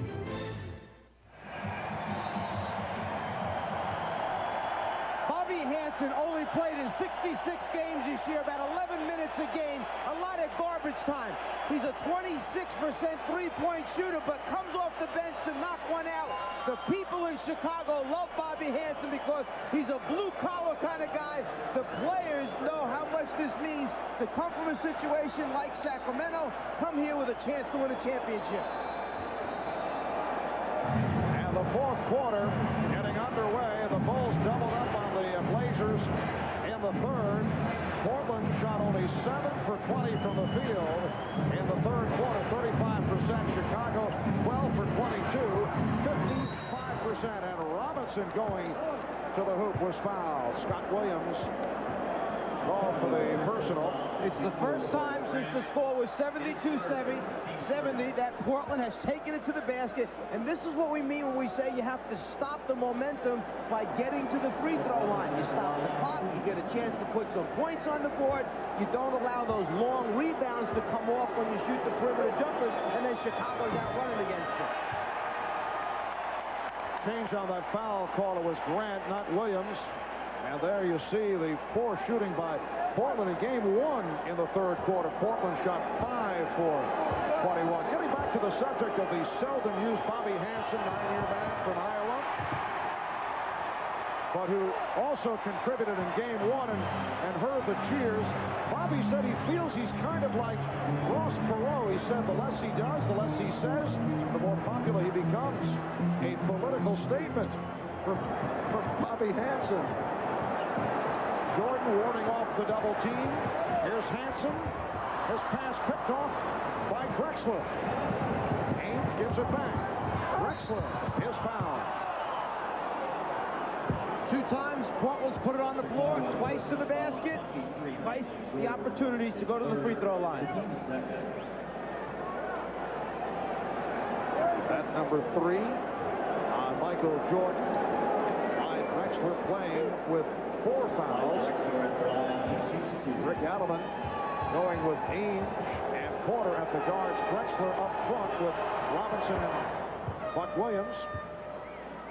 Chicago concluding the third quarter with 13 consecutive points.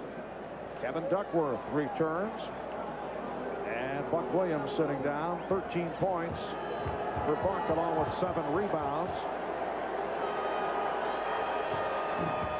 22 for Drexler. The Bulls 77. And the Blazers 72. Portland trying to tie the series at 1 with game 3 coming up Sunday night in Portland. Jordan banking Drexler. He was triple teamed. Pippen for 3. And Scott Williams came away with it. 3 Blazers converging on Jordan as he started the post-up move on Drexler in that previous possession. Shot clock at 8. Jordan checked the 24. It's down to 5. Michael Jordan with 31. The Bulls 79. The Blazers 72. Drexler making the move, and he'll go back to the line. Foul committed by Scott Williams. Oh, fine. The Chicago Bull blimp, I believe, Czar, is stuck within the lighting apparatus. I hope that does not get heated up too much and we have a small explosion. Perhaps Ahmad can go check it out. We don't hear Ahmad volunteering for anything, do we? Drexler is 7 for 7 from the line. Minute and 40 gone by in this fourth quarter. The Chicago lead is 5. Portland led by as many as 9 in the first half. And Chicago, by virtue of that late run in the third, took a 7-point lead.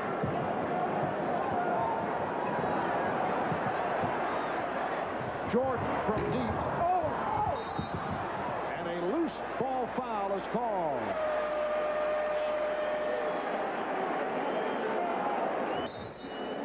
Yes, Kersey indicating the call. We still do not have it. And apparently the foul was called on Pippen. Timeout taken. We'll be right back. Tonight, Celia Cruz, Tito Puente, and Susan Day on The Tonight Show. Of that memorable moment, but a genuine draft will donate $1,000 to the Thurgood Marshall Scholarship Fund. Change on that last foul. It was not called on Pippen. It was Ainge as we go to the czar. And Danny Ainge knew he was going to have problems, so you use every possible way you can to try and keep Pippen off the glass. Uh-oh, you're not allowed to do that in the NBA. Holding him on his sore wrist. Come on, Danny. So Danny Ainge picks up his third, and he will sit down. Buck Williams returns. And now Phil Jackson going with a 3-guard alignment. He has Hanson, Paxson, and Jordan on the floor. And Duckworth is out chasing Jordan, who fouled Grant. It counts. And the foul. And what Phil Jackson is doing is he's resting Pippen right now. He'll get a minute and a half along with the timeout time. Jordan will run the show, and then you will see Pippen come back in shortly. It'll give Jordan a little bit of a rest, and then both players will be on the floor to finish the game for Chicago. Terry Porter called for the foul. Horace Grant to the line for the first time. He has 9 points, 11 rebounds. Another solid game for Horace Grant. Bulls by 8. 9:45 remaining in the fourth. Here's Buck Williams with a strong move, rejected. The Blazers want a goaltend.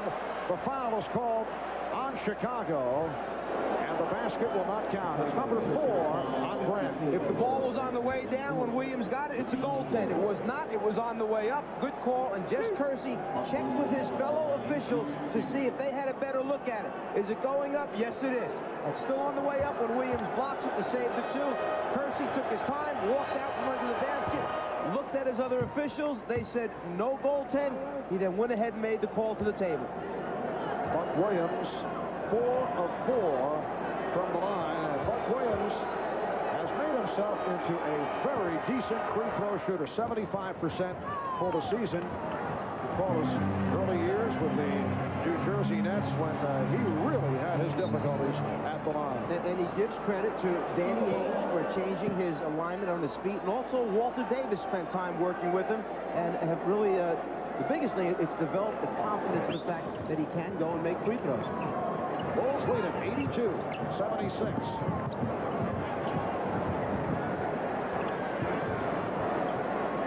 Very unusual group on the floor for Chicago with the 3 guards out there.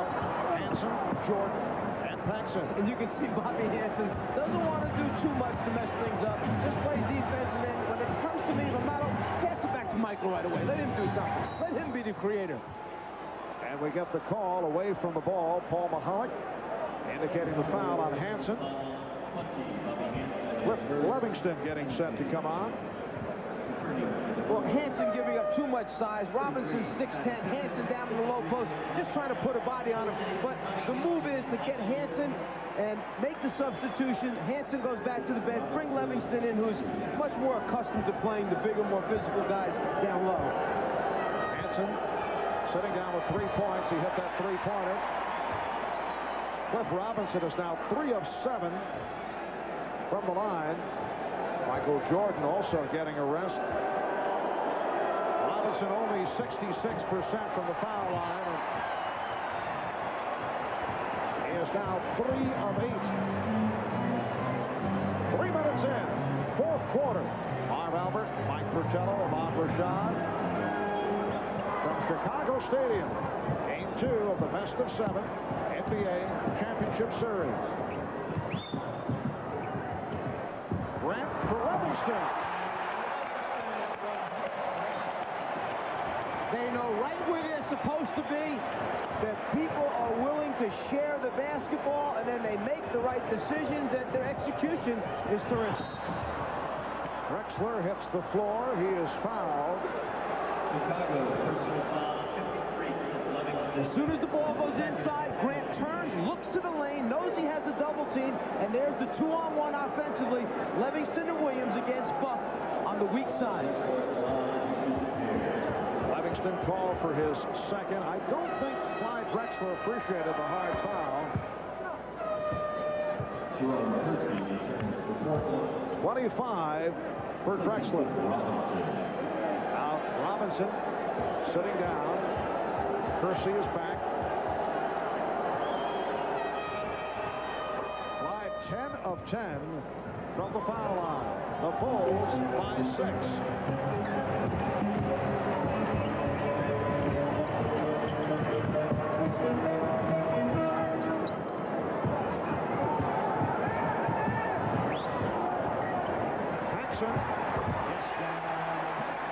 That's a rare two-pointer for John Paxson, who has 4 three-point field goals, 16 for Paxton. Remember, a year ago, he had that blistering finish in the NBA Final, 10 points the last 4 minutes of the title-clinching game. Chicago leads by 8. Scottie Pippen is now running the team.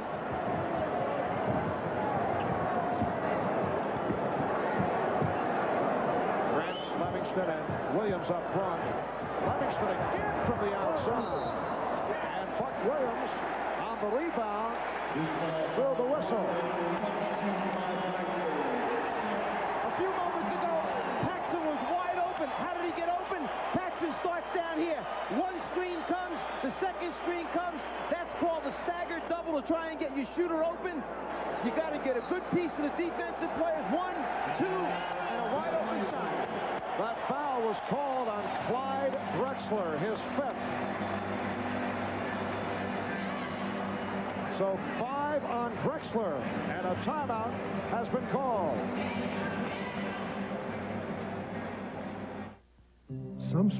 Scottie Pippen causes you so many problems when you try to match up with him.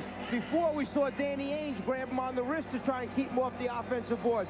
This time, Clyde has the assignment. Clyde has to use his own bag of tricks to try and keep Scottie off the glass. It's the hand holding the trunks right there. The foul called on Clyde Drexler. It's his 5th foul. One time, Pippen's dunking on you. The next time, he's the point guard running the show. Then he's going to the offensive boards. And Clyde says, wait a minute, how about him going over my back? The foul should have been on him, in my opinion.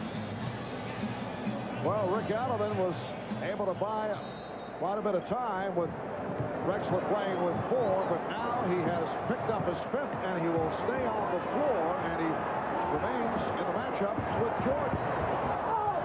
Well, Cartwright will just return and it knocked away.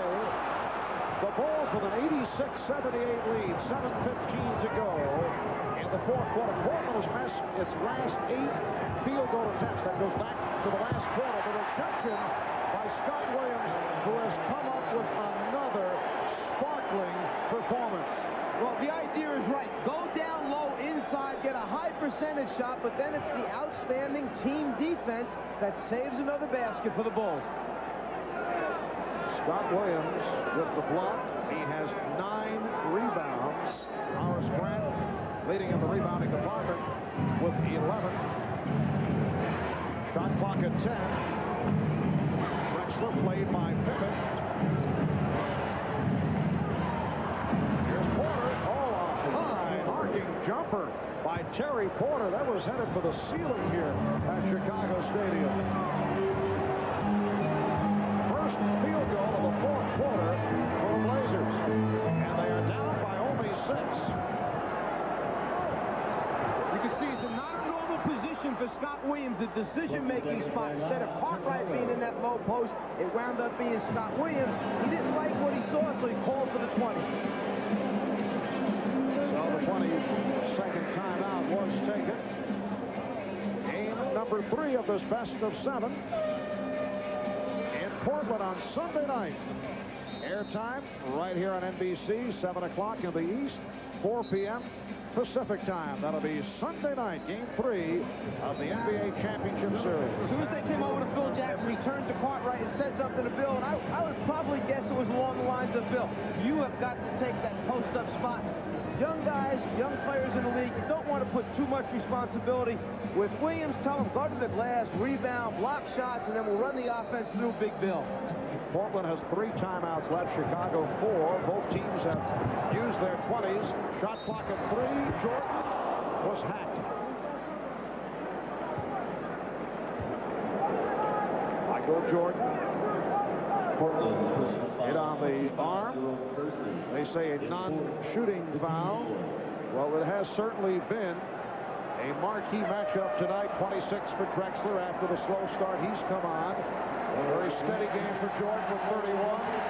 Scott Williams hearing it from the crowd as he's replaced by Horace Grant. Clyde 8 for 18, but 10 for 10 from the free throw line. Michael 5 for 5 from the line, 13 for 26 from the floor. Illegal defense called for the first time.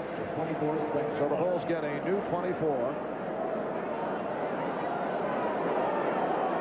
Rick Adelman in his 4th season. Head coach with Portland, first captain of the Trailblazers, going back to the original days of the Portland franchise.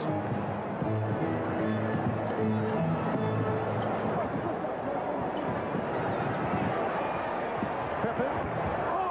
He has not been hitting the outside shot and actually has been turning it down. Strong move by Terry Porter. Have to wonder about the wrist injury of Scottie Pippen. He's 5 for 15, and he's changed his game. Still very effective, but not doing it from the outside. Cartwright. 3rd field goal, 8 points for Bill Cartwright. Chicago by 8. 5.5 to go in the 4th. Rejected by Grant. Good hand by Kersey to break it up. That's the 4th blocked shot for Horace Grant. Great recognition. The Bulls know when their teammates are in trouble. Grant knew that Michael had been taken in too deep. He comes over, makes the rotation, gets the block. So Grant with his 4th rejection. Chicago has 5. Scott Williams with the other. Crowd wants Jordan to go, and Drexler's playing with 5. Duckworth came over to help, and Jordan somehow was able to hit. And Clyde didn't even put his hand up that time. He was counting on help from his teammates. They were coming, but then again, you know who was taking the shot. 33 for Jordan. Drexler rebounded by Cartwright.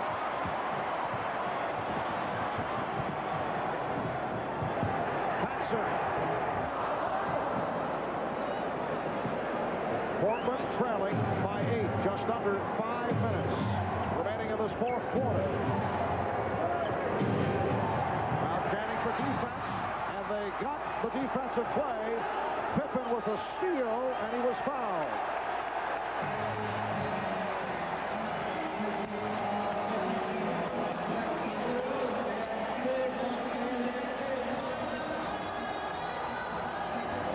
Clyde Drexler called for number 6.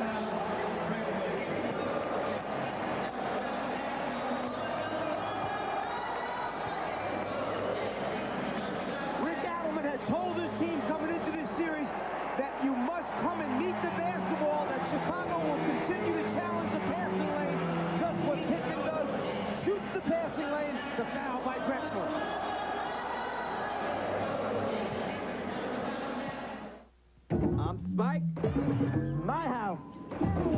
He's my housemate. Let's play some ball. I ain't playing ball with no ball hogging, trash talking, showboat, Nike wearing, high flying, donut dunking, hip hopping homeboy from Harlem. And I ain't playing ball with no flat-footed, Boston loving, gravity bound, Nike wearing, no dribbling, golden hair, hockey playing, farm boy from South Dakota. Hold up. If we're gonna live together, we gotta play together. The more colors, the more better. Peace. A look at the two stars. Jordan shooting the jumper, and watch Drexler. He does not want to pick up the sixth foul. He keeps his hands down and relies on Duckworth coming over, but Michael brings it down and shoots it off his right shoulder. But unfortunately, just a few moments later, Drexler does pick up the sixth foul, is out of the game for the Portland Trailblazers.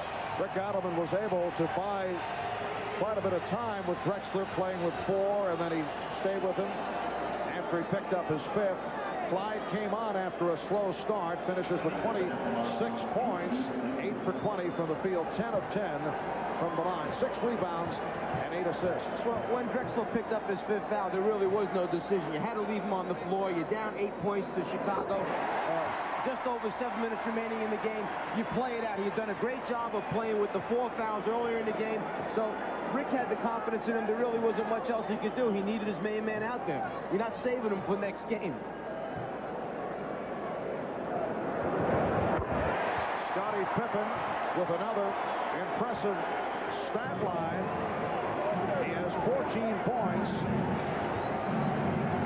8 rebounds, 9 assists. 4:25 remaining in the 4th. And the foul was called on Jordan. That's 4 on Jordan.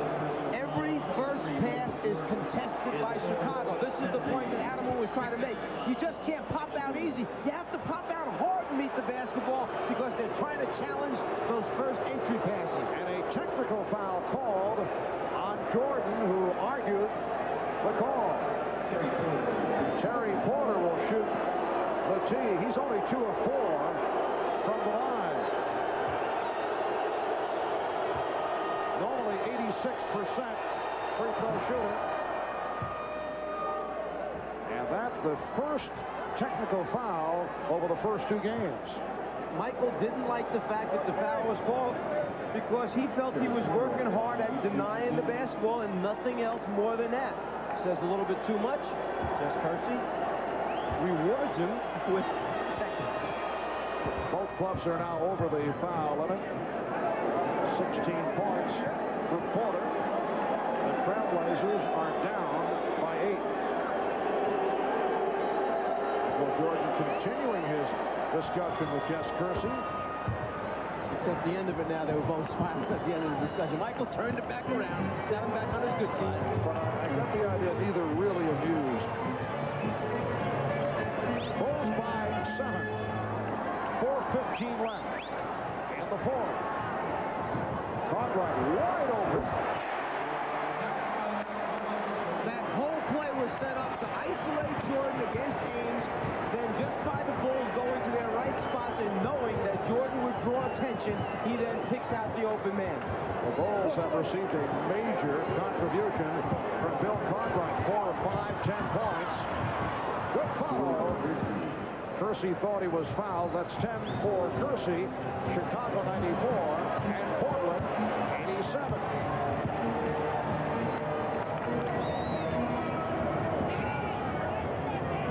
Pippen unhappy with the hand checking of Kersey. Jordan backing Ainge.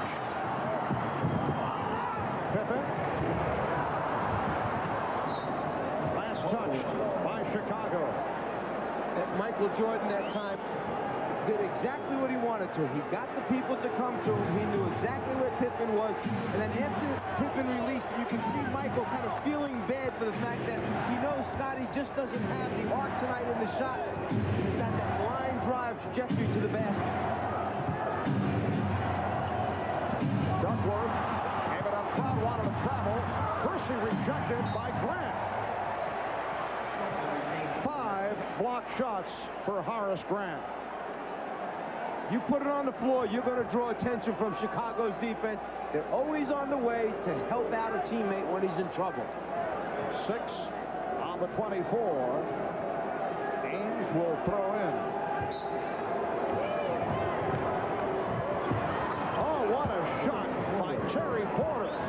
Blazers very much alive, down by only 5. Porter got that up over the top of an outstretched Michael Jordan that time. Not an easy shot. 2:45 remaining in the fourth. Foul called on Ainge. Portland over the limit. Jordan to the line. Fourth committed by Danny Ainge. Michael Jordan is 5 of 5 from the foul line.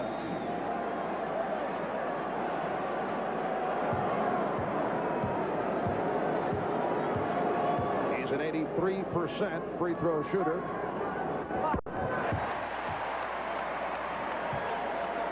.34 for Jordan. Drexler fouled out just moments ago. Played in foul trouble most of the second half. The Bulls 95, the Blazers 89. They double up on Duckworth. Phil Jackson wanted to travel. Porter for 3. Picked up by Buck Williams. Offensive foul.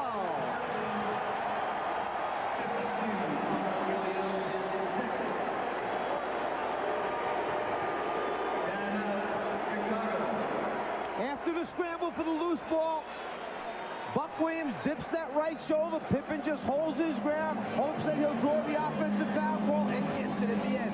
And Buck just keeps saying, how? How can this happen again?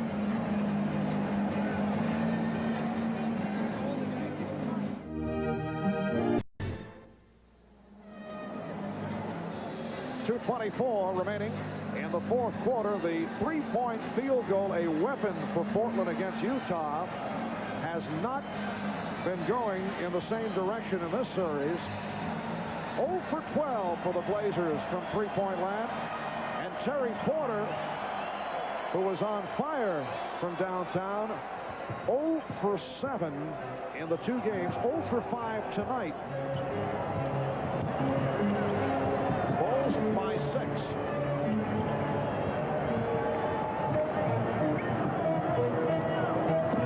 Jordan slicing through again, setting up Cartwright. Shot clock at 4. Jordan had to force it. A rare air ball tossed up by Michael Jordan. Here's Porter. Fouled by Jordan. That is his 5th.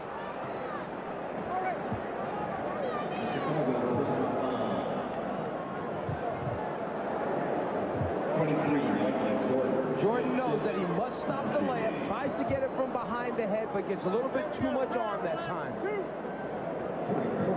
So Terry Porter back to the line. He's 5 of 7 from the line. Clyde Drexler has already fouled out. Michael Jordan now playing with 5 with a minute 52 to go in the fourth. And the Trailblazers are down by only 5. Looks like Michael got a little bit too much of that right wrist on Porter as he went to the basket. Terry trying to shake that right wrist off his shooting hand.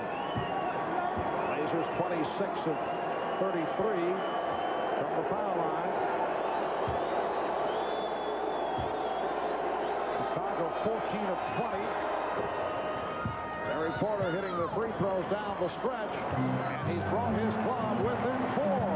One of the differences in the NBA, in the end, you must continue to play. That 24-second clock keeps running. You can't sit on a 4-point lead. Got to attack, keep your offense going, get good shots. Paxson. Rebounded by Kersey. Minute and a half remaining. Portland down by 4.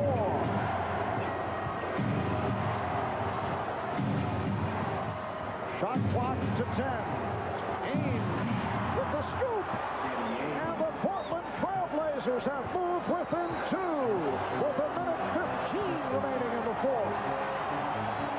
Well, do you send Michael down low in the post against Porter? Do you give him an isolation or the ball at the top of the circle, or stay within your triangle offense? Shot clock at 7. Paxson forced it. Rebounded by Kersey.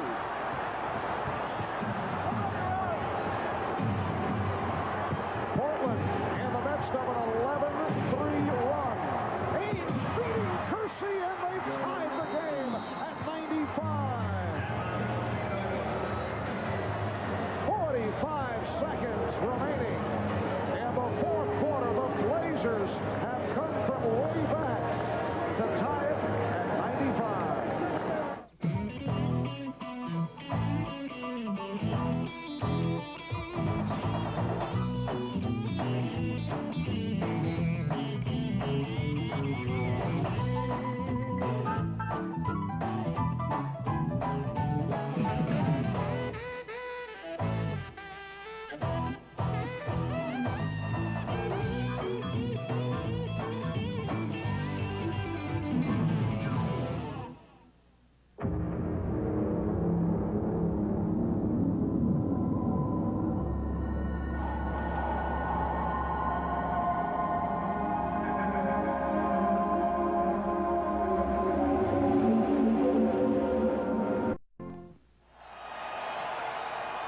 You lose a Clyde Drexler, but then you're able to bring out a guy with a lot of experience in Danny Ainge. He's been in a lot of big games, and he helps you a number of ways.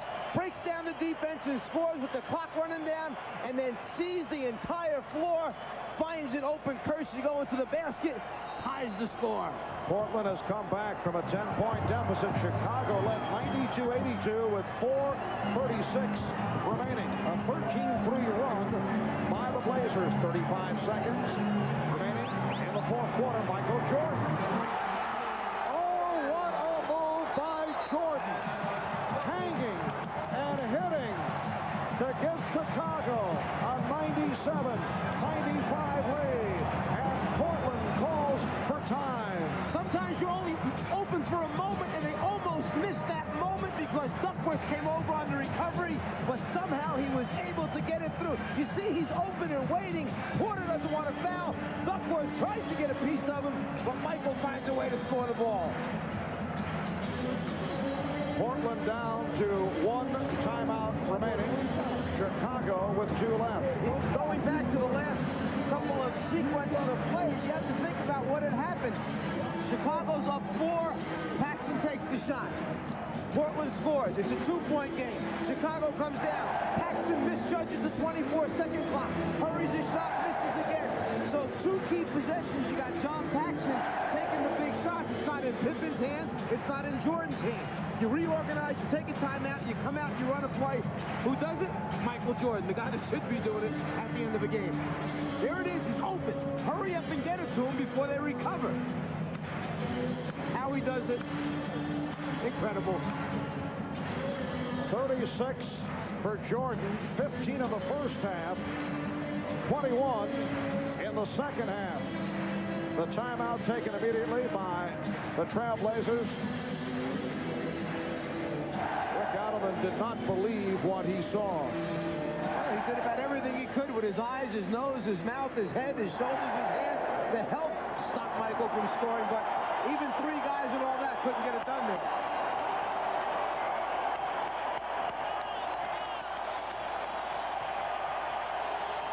All right, the Bulls with a 2-point lead.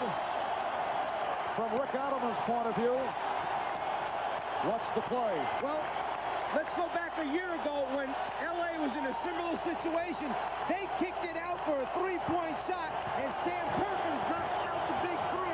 Do you take 2 and try and tie, or 3 for the win on the road? 6-second differential on the 24. Cartwright jumping out. Here is Duckworth. Yes! A clutch bucket by Kevin Duckworth. He's tied the game at 97. Chicago takes a timeout with 13 and 2 seconds remaining. They ran the pick and roll, and a great job is done by Porter, keeping his dribble alive, able to clear the 2 defenders, and Grant tried to rotate over, but he's just a little bit too late coming because Duckworth is able to catch, square up, get a real good look, and then a nice follow-through. That's his shot. The step back, baseline jumper. He's not a big guy that rolls to the basket. He steps back to get a look at the 12-footer. Kevin Duckworth, local product from nearby Harvey, Illinois, and that has to feel awfully good. In particular, coming off all the criticism that he took for the Portland elimination by the Los Angeles Lakers in the Western Conference Final a year ago. A 15-5 run overall by Portland to make up the deficit. Chicago at one stretch led by as many as 10. Well, if you're in the huddle right now and you're Rick Adelman, you're saying to your players, look, we've got to be prepared for the spread offense. 4 guys along the baseline, Michael Jordan with the ball in the middle, him trying to go one-on-one and either create the last shot for himself or kicking it out to an open teammate. So you decide your matchup, you decide if you're going to double team him or play him straight up. If you're Phil Jackson, you're reminding your team, one, where do you want to take it out of bounds, on the baseline or at half court? What do you want to run to get it inbounds? How many timeouts each team has left, and the fact that we want to get the last shot of this game to either win it or then go into overtime. We don't want to give Portland a chance to go back and shoot before the game is over. The Bulls have 1 timeout remaining. Portland has 1 left. 13 and 2/10 seconds to go in this 4th quarter. The Bulls and the Blazers tied. And this is where some key matchups will take place, some last-minute substitutions so that you have your best defensive players on the floor. If you're Portland and your main offensive guys that can put it on the floor, break people down and make shots if you're Chicago. Down to 10. They spread out. Down to 5. Jordan played by Porter. Down to 2. Here's Jordan. And we go to overtime. The Chicago Bulls and the Portland Trail Blazers tied at 97 at the end of regulation. Chicago ran their spread. Jordan thought that he had the step, then pulled up, and he just didn't like the balance he had on the shot. You could tell as he walked off the floor. We'll be back with the 5-minute overtime after these words.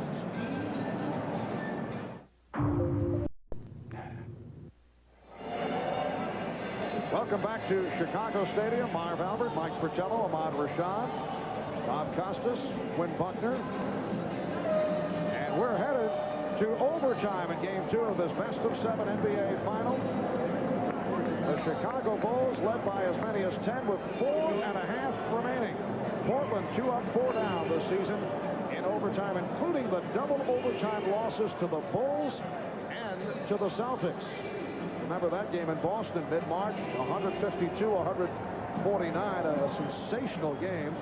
And Chicago 2-1 in overtimes. One of them the victory over the Portland Trail Blazers. The last time an NBA Finals game went into OT last season. Game 3 between the Bulls and Lakers. Chicago won it by 8. You get the feeling that Scottie Pippen has been so hampered by that wrist that he has just stopped trying to do the creative things offensively.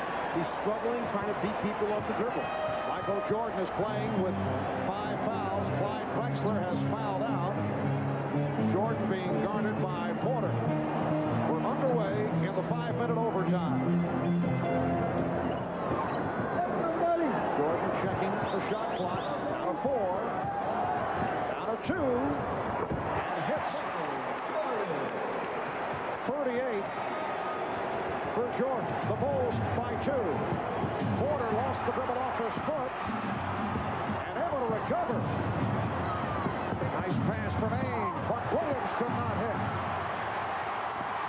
Pippen lost it. Wild scramble at both ends. Ainge for Kersey.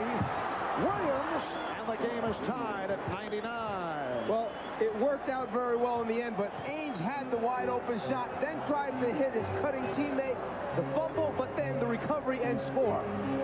17 points, 11 rebounds for Buck Williams. Caught right and nowhere to go. Played well by Duckworth. Shot clock at 5. Paxson. John Paxson had the hot hand early, in particular from three-point range. Last touch by the Bulls. That was Michael Jordan sticking the hand in, knocking it out of bounds. Good call. Rick Adelman staying with Ainge, who's played well, and Porter, who's come on. Duckworth, Williams, Kersey up front. This is a lot of minutes for John Paxson. He normally does not play this many minutes in a basketball game, but he was going so well, Phil Jackson had to stay with him, and I'm wondering if fatigue is setting in right now on his last 3 shots. Danny Ainge has hit 5 out of 8 for 10 points, and he's given Portland a 101-99 lead. We come up on 3 minutes left in the overtime. Pippen. Someone got a piece of it. Glenn is fouled.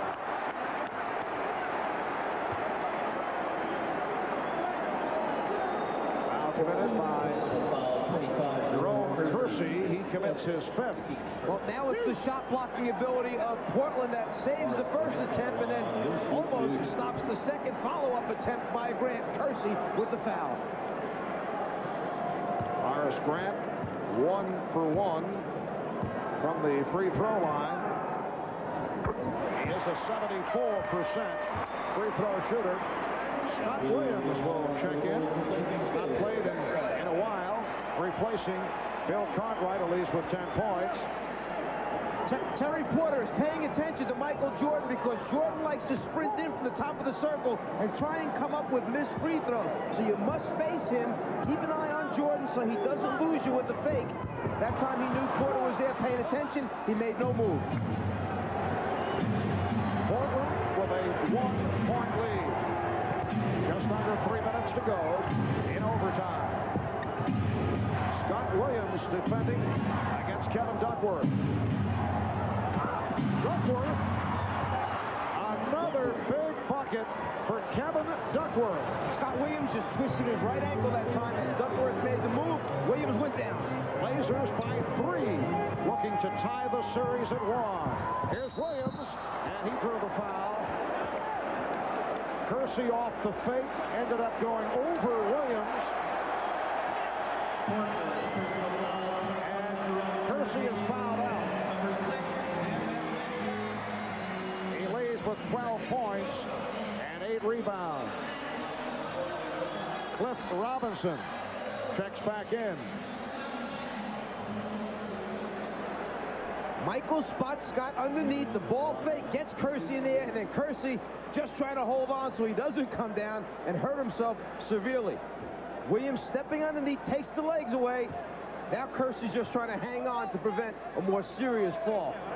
Scott Williams, only a 65% free throw shooter. Not gone to the line frequently. So Drexler and Kersey fouled out. Ainge with 4, Jordan with 5, Grant has 4. First appearance at the line for Scott Williams, second-year man from the Tar Heels of North Carolina. 3 points, but the big number in the Williams stat line, 9 rebounds. And that's from the bench. Jerome Kersey talking to Hugh Evans on the baseline. Hugh telling him you should have boxed out. Kersey said, I did box out. Is that what he said? Exactly. It's amazing how you can pick up these conversations. I can read that on the screen. 2:27 remaining in overtime. And the Bulls continue to have trouble at the line. Crowd looking for a traveling violation. Portland leads by 2. Again, the battle between Duckworth and Williams. Nice pass from Duckworth. Danny Ainge executing to give Portland a 105-101 lead. And Phil Jackson calls for a timeout.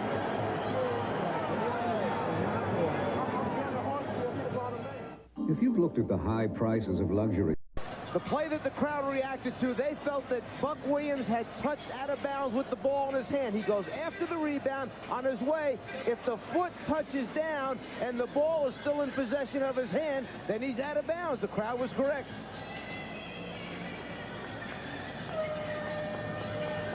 Buck Williams has turned it around from a foul play, invisible game on Wednesday night. 17 points. 13 rebounds. He's hit 6 of 8 from the field.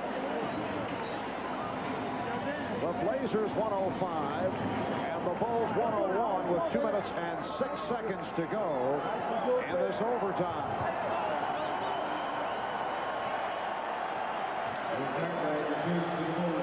Michael Jordan with 38 points. He's hit 16 of 31. Clyde Drexler, who fouled out in the fourth quarter, departed with 26. Scottie Pippen has not shot well, 5 of 17. Jordan posting Porter. Duckworth over to help. Jordan squeezing inside and draws the foul. He went 1 on 3. Well, right now Chicago is starting out in their offensive set, but they quickly come away from it, and what winds up is the ball in Michael Jordan's hands. You're talking about drawing some attention. Porter's playing him. Now as he makes his move, there's Duckworth. There's 3. Buck. There's 4. Robinson. I mean, only guy not involved is Ainge. He just wants to take off on the fast breaks. Robinson called for the foul. Jordan 7 of 8 from the line. Portland leads by 3. 1:49 remaining in overtime. Now Porter's paying attention to Pippen at the top of the circle, because last time Pippen made his move with a basket. This time Porter boxes. So Michael Jordan has missed a couple of free throws in the closing moments. Blazers with the ball and a 3-point lead. Ainge. Porter for 3. Yes! Terry Porter able to hit the 3. Portland had missed their previous 12 from downtown. Now you have to start to hurry up if you're Chicago. You don't have time to run all the options. Get shots up, get on the glass, try and get some offensive rebounds in there. Blazers by 6, 1:15 to go in overtime. Paxson for a 3-pointer. He's been off. He's missed his last 5 shots. And give credit to Terry Porter, who came out and challenged him, did not give him a real clean look. Oh, what a pass from Porter, finding Ainge. And the Portland Trailblazers with a dramatic come-from-behind effort, trailing by as many as 10 with 4.5 minutes remaining in regulation, have come from way back, and they now lead by 8 as the Bulls take the timeout. Well, the guy who gets the assist is Michael Jordan for tipping it over, but after the series that he just finished up against Utah, it was just a matter of time before Terry Porter found it on the 3-point range, and then Ainge, moving without the ball again, gets another easy deuce for Portland.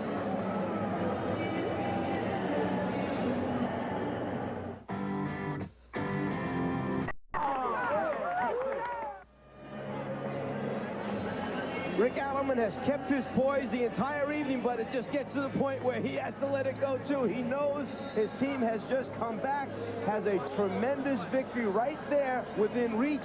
Now they just got to hang in, play good defense, and take good shots at the offensive end. And folks in Portland may be throwing back the Phil Jackson statement made back in March regarding the Portland Trailblazers self-destructing down the stretch in close ball games. They may throw it right back at Phil, because that has certainly not been the case with the Trailblazers here tonight. And a statement that upset Rick Alleman and the Portland players, but it has been the other way around tonight. Pippen with the save, and the officials check it over. Paul Mahalik claimed he had the better view, and he says last touch by the Bulls. The Blazers have outscored the Bulls 28-10. Timeout is taken. Since late in the fourth quarter, Chicago had led 92-82 with 4:36 remaining. A 28-10 turnaround, and they've done it all without Clyde Drexler, who had fouled out. 55 seconds to go in the overtime. A portion of the crowd filing out here with the Bulls down 110-102. To show you what can happen in the excitement of a game, when that ball went out of bounds and it was awarded to Portland, the man passing it in, Buck Williams, is not allowed to move. That's a spot throw-in. His teammate, Danny Ainge, was trying to get free on the floor, and Danny was pointing along the baseline to Buck as if to say, you can run the baseline and throw me a pass. But Buck was not allowed to run the baseline because it's a spot throw-in. So Buck had the presence enough to call the timeout, be sure that everybody knows what they want to do. Good decision, so you don't make a mistake and give Chicago an easy score or the ball back again. Well, the scene will shift to the Memorial Coliseum in Portland on Sunday for Game 3 of this best of 7. And we'll be on hand starting at 7 o'clock Eastern Time, 4 o'clock Pacific. The Bulls and the Blazers.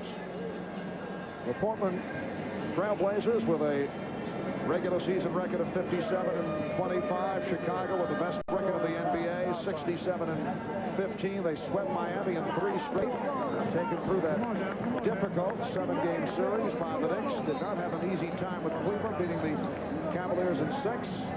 It has not been an easy time for the Bulls in the playoffs. In fact, Phil Jackson pointed out with the victory in Game 1 here against Portland for the first time since the Miami series, the Bulls had actually won 3 in a row in the playoffs. Talking about guys stepping up for Portland in this game. You've got people like Duckworth, Buck Williams coming up 17 points and 13 rebounds after having a game of 3 points and 2 rebounds. Duckworth, the Big J, Ainge off the bench, big contribution. And as you saw, Michael Jordan sitting down, giving us the indication that the Bulls feel that this one is in the books.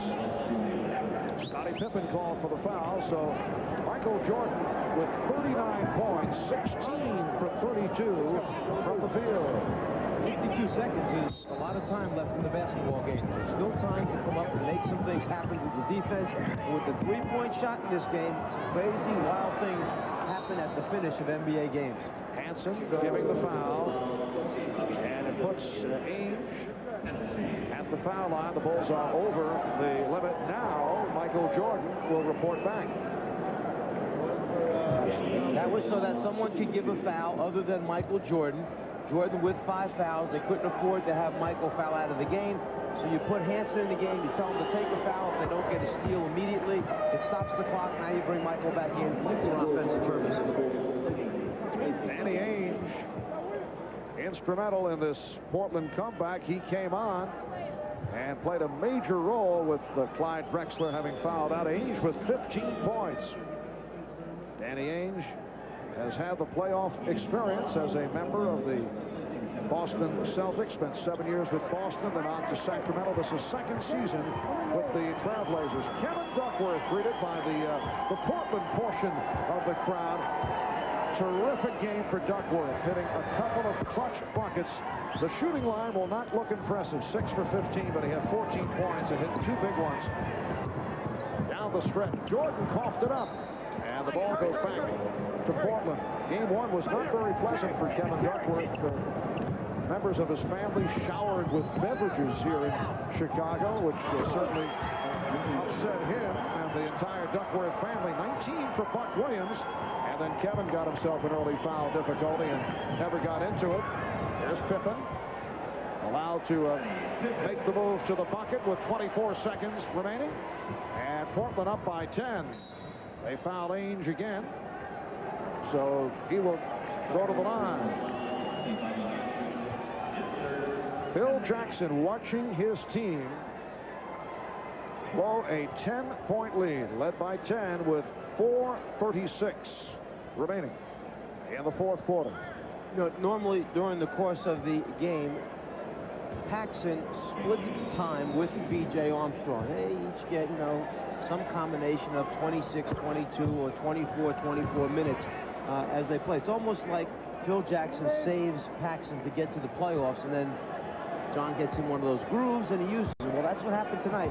He was in one of the grooves early, so you stay with him. B.J. doesn't get a lot of minutes, his normal minutes, and then John is not able to knock him out down the stretch. And how about Portland beating the Bulls at home? The Knicks did it. Cleveland came up with a victory here in Chicago against a team that went 36-5 at home. Final seconds. So the Blazers come away with a 115-104 victory over the Chicago Bulls. And and they have evened the series at 1. Michael Jordan leading the way with 39. Clyde Drexler at 26. 19 for Buck Williams, along with 13 rebounds. Danny Ainge with 17. 9 of the 17 in overtime. Again, the final. Portland in OT, 115. Chicago, 104. Join us Sunday night, 7 p.m. Eastern Time for Game 3 of the NBA Finals as we move on to Portland. Later tonight, following your